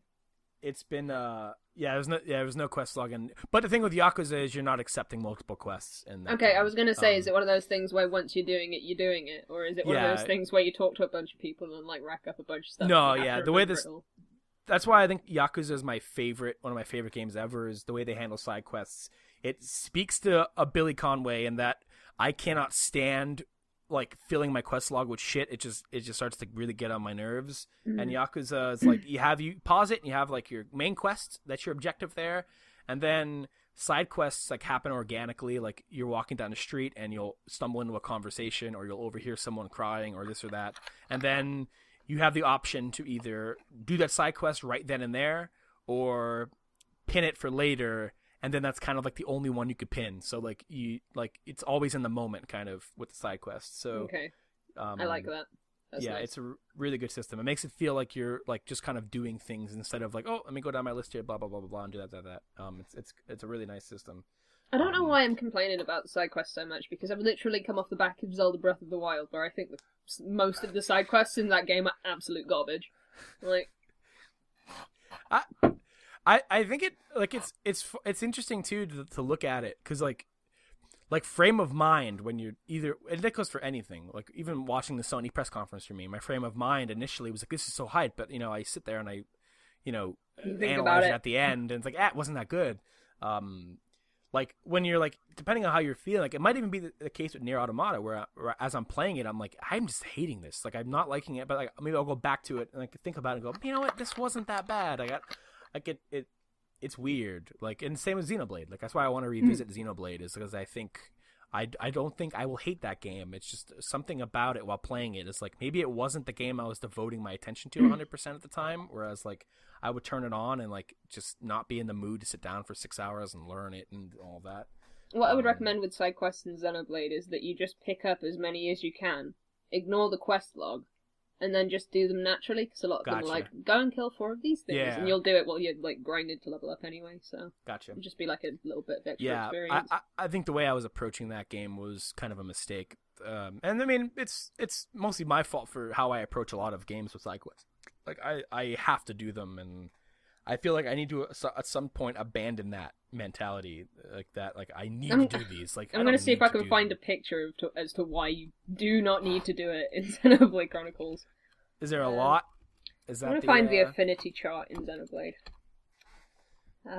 But yeah, I'm really looking forward to hearing your thoughts on it as you get further in the story, because I think there's a lot of really neat stuff in there, and I hope none of it was spoiled. I don't think it would happen. No. For you, yeah.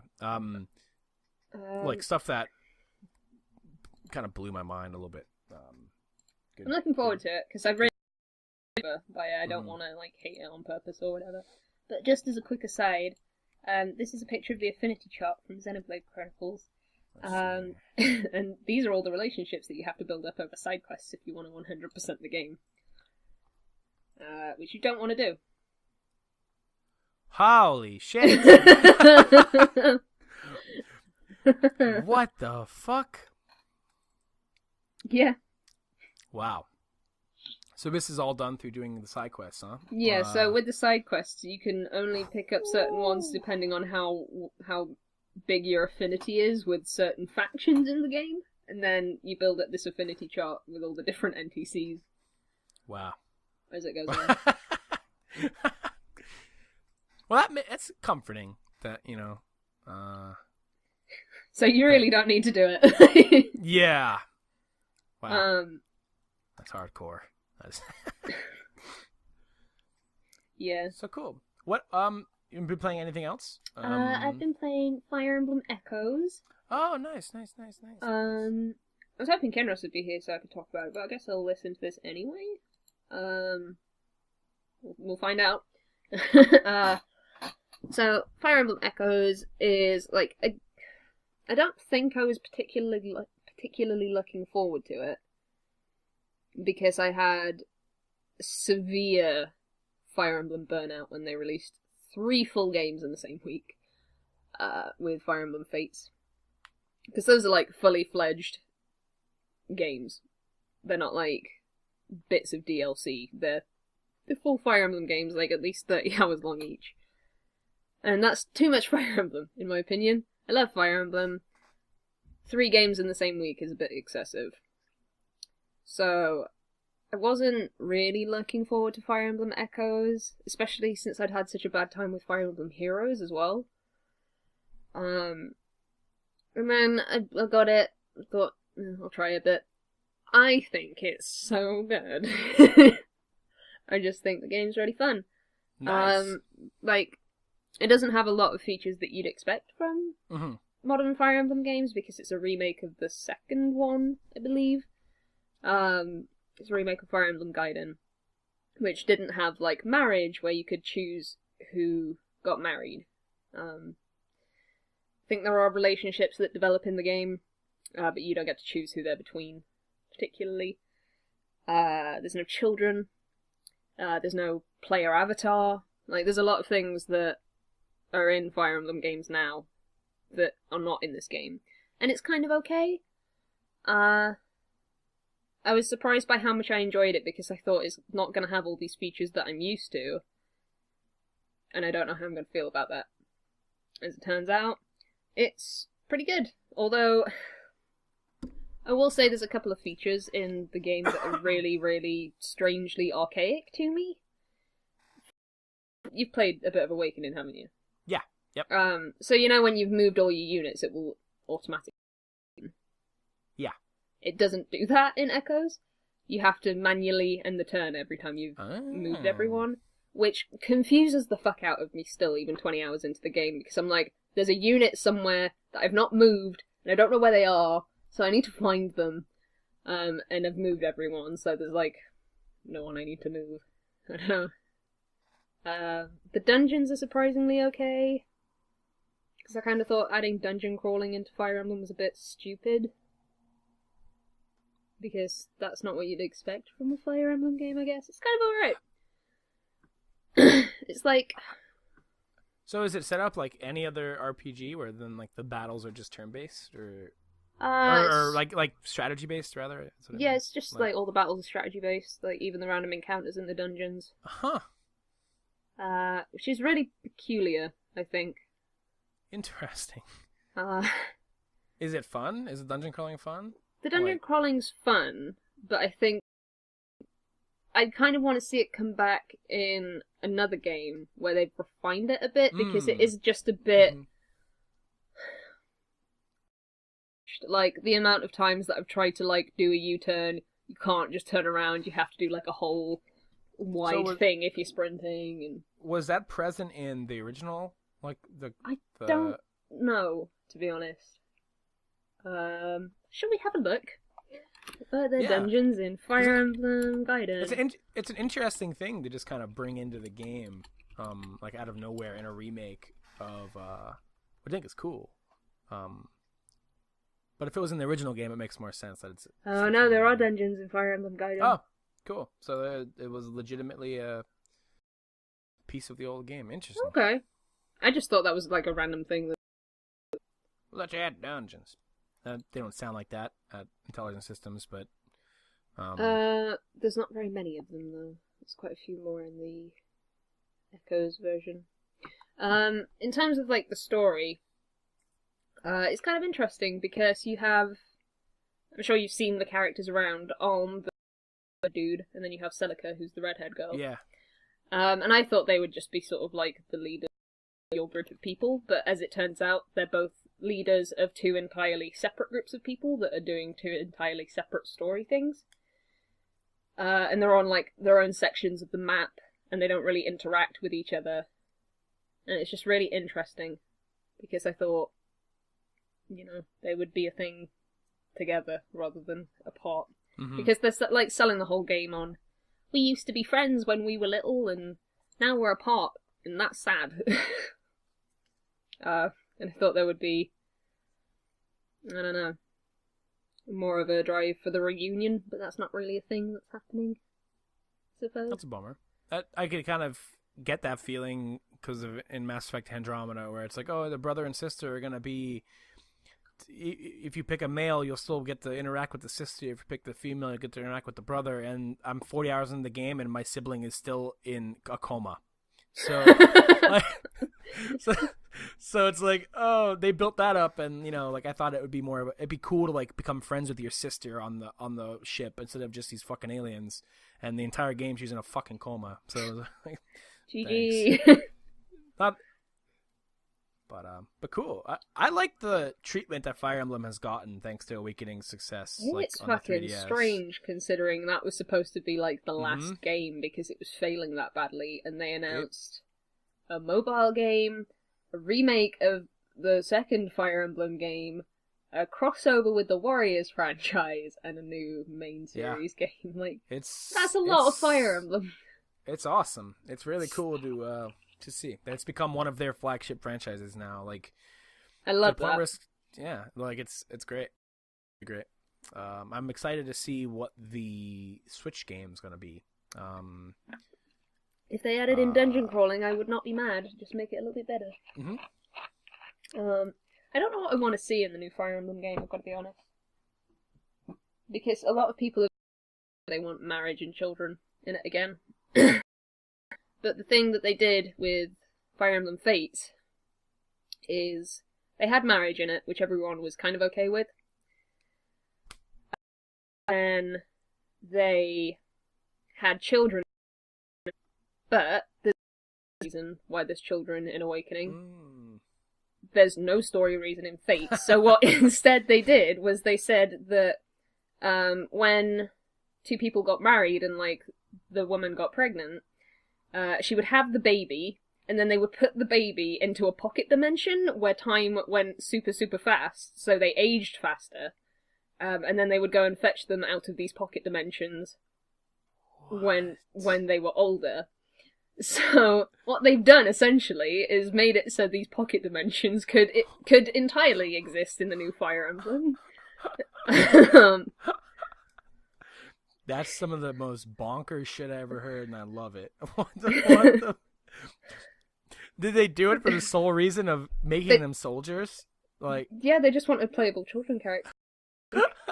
Like, think of another reason that they would have done it. That's so ridiculous. It's cool, dumb, and I really don't like the fact that they did it, but the children characters in Fire Emblem Fates are so good that I can't be too mad about it.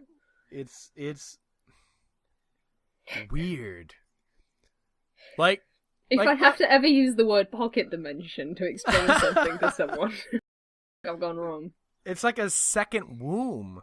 Like, yeah. The baby's born, and then they go into a pocket dimension womb where they're, like, I don't know who looks after them, because in these pocket dimensions, about normal lives. Like, they don't, like, go to sleep for 5 years. They live, like, in houses in pocket dimensions. It's super weird. I don't get it.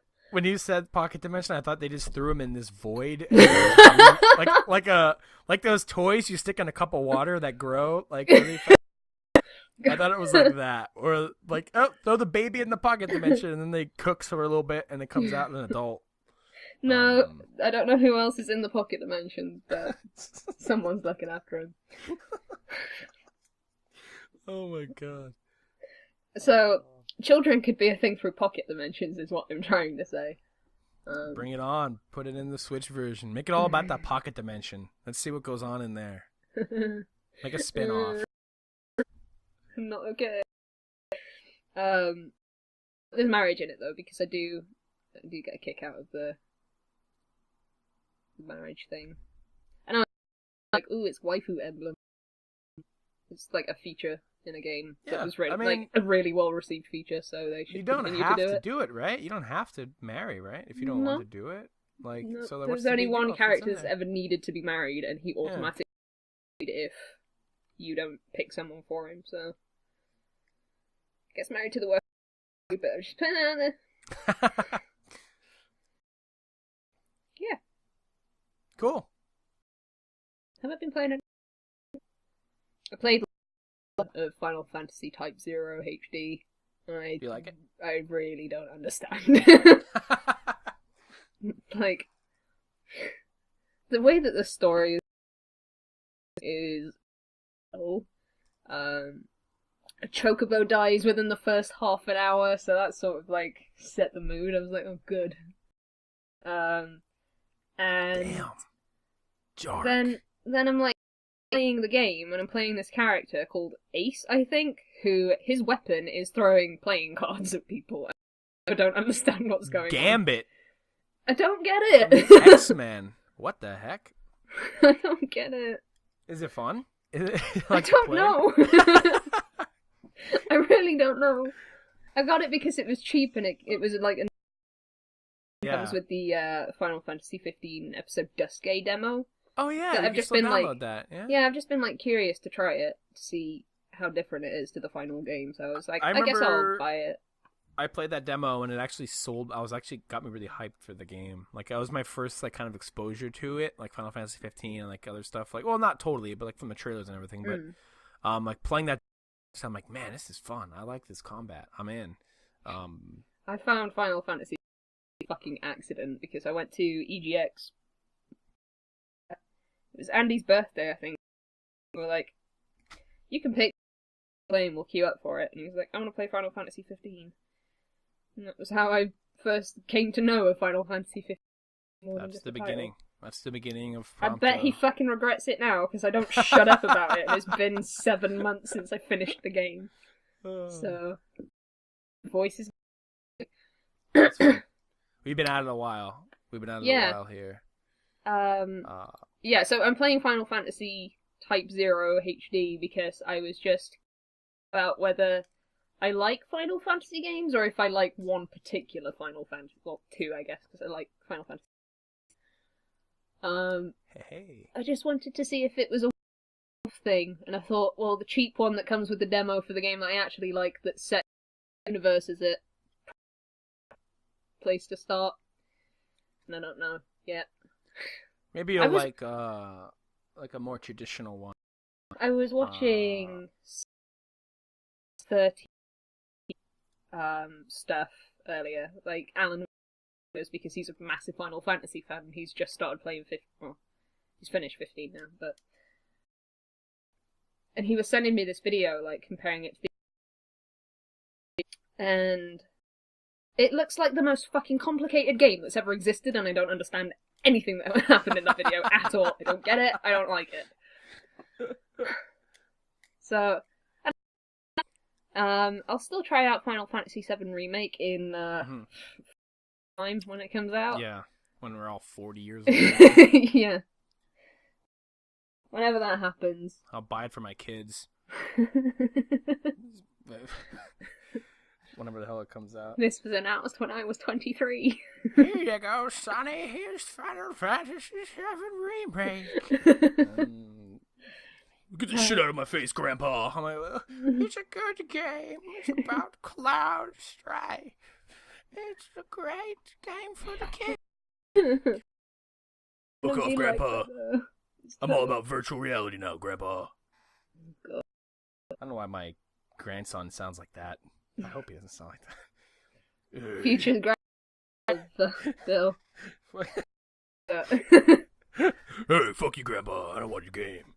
But yeah. it'll click. Maybe it'll click for you. Like 10 hours in. Yeah, maybe. Like that's the RPGs. I'm always really intimidated when I first go into them. They always have these like super complex battle systems that are totally that game and like if you don't, you're at a severe disadvantage. And I always find it like in particular, I find it really intimidating. Going convinced that I'm not going to like it, but I think that's why I like Final Fantasy 15 so. A Final Fantasy game that wasn't like super complex and you didn't need to know a bunch of stuff beforehand. They did a good job easing people into it. I think that message at the beginning was like the indicator. Like every time I boot up newcomers, Final Fantasy for newcomers and old fans too. Look at it, girls! Look at your son. It's for you. Fuck off, Grandpa. I ain't a newcomer. Oh, okay. My young grandson's an asshole. I have a troubled JRPG with my grandson. That's a new character for a series. Yeah, there we go. Oh man. Yeah. Practicing my with in case I ever need to DM an old man voice in D&D. That's the thing, because I've been watching people play D&D. That's when my time's gone. It's fun. It's fun to watch. So D&D is fantastic. Yeah, I'm excited for you to get to play it with us. Oh, and I guess that's somewhat of a thing I just said on the air. Whoops. That'll be happening. We're gonna play D&D. But I don't want to. Yeah, I don't want to do any official details yet though on any D&D related videos, so people aren't too hyped. All two of you guys out there, we appreciate you. Get too hyped at. And that's Pat, it. if you lived in a reasonable time zone, we totally invite you to play D&D with us. That'd be great. But yeah, I've bought my player's handbook and things about spells and classes and animals that if I choose a certain class. It's great. I'm excited to DM. I'm currently in my current campaign. I'm playing in it. The one I'm playing in now. It takes place in the EverQuest universe that my cousin's doing. The one where I killed that kid. Yeah. But those characters' arcs are over, and we're going to a new continent called Kunark, which is where the lizard people, the Ixar, live. And my cousin who's playing with me, my other cousin who's playing with me, doesn't know who I'm playing at, and I'm going to be playing for the first time an evil character. I'm going to be playing one of the lizards who live there, and they're going to have to be thrust into a party for one reason or another. I haven't been given the full details, but that's going to be fun, because every character I roleplay, I end up roleplaying, like, I end up doing this goofy-ass stuff, and not, like, derailing goofy-ass stuff, but, like, they always end up just being, oh, this is Bill, like, as his character, instead of, like, oh, these are my 3 different characters that I've RP'd, distinctly different. They all end up, towards the end of the campaign, just, what would Bill do in this situation, opposed to what would Nimuso or Festerman do, whereas, because It's Festerman.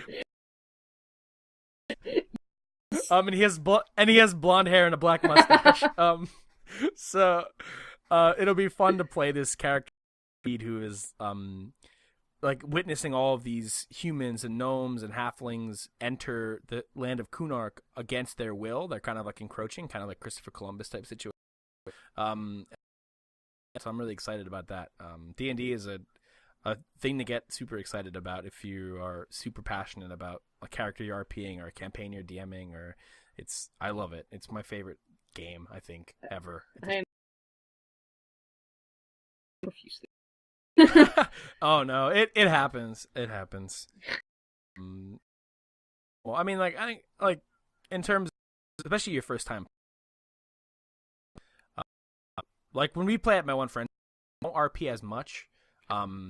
Just because I think a lot of people in that group aren't as comfortable with it as we are. Like the people I play with, my cousins, there's barely any moments where we're out of. Whereas the other group I play with, I'd say it's about 70-30 in being out of character. Okay. I kind of thought like a lot of it was supposed to be like getting into the role playing stuff, but you want to play it really. Yeah. Yeah, it depends. It depends how the groups. Because I mean, at the end of the day, you're playing the. I mean, if you're watching a show like on YouTube, they're going to be in character all the time. To watch Critical Role, it's so they're playing good. the show. It's so fucking good. You need to watch it. I do. I have to put it on the background. There's so much, but I can't look at that as I need to catch up as much as it is like, oh, there's just great content to watch, and that's the mindset that like I need to take. Because when I think of stuff like, it's like, oh, I'm never going to be caught up. It's like, so what? Like, so what if I'm never caught up? Well, like, it sucks. Maybe I won't be able to join the conversation. Good news is they'll be wrapping up their current campaign soonish when they get to level 20. I think they're wrapping the level they're on now, but doing new characters. Oh, cool. Okay, that's perfect. So that's that perfect. might be your in. And so I'm committed at this point. They're gonna get. They're already. I think doing that will be huge for new viewership as well. Like, oh, they're starting new characters. I'm hopping in. Like that's happens cool. Before I actually. I'll let you know.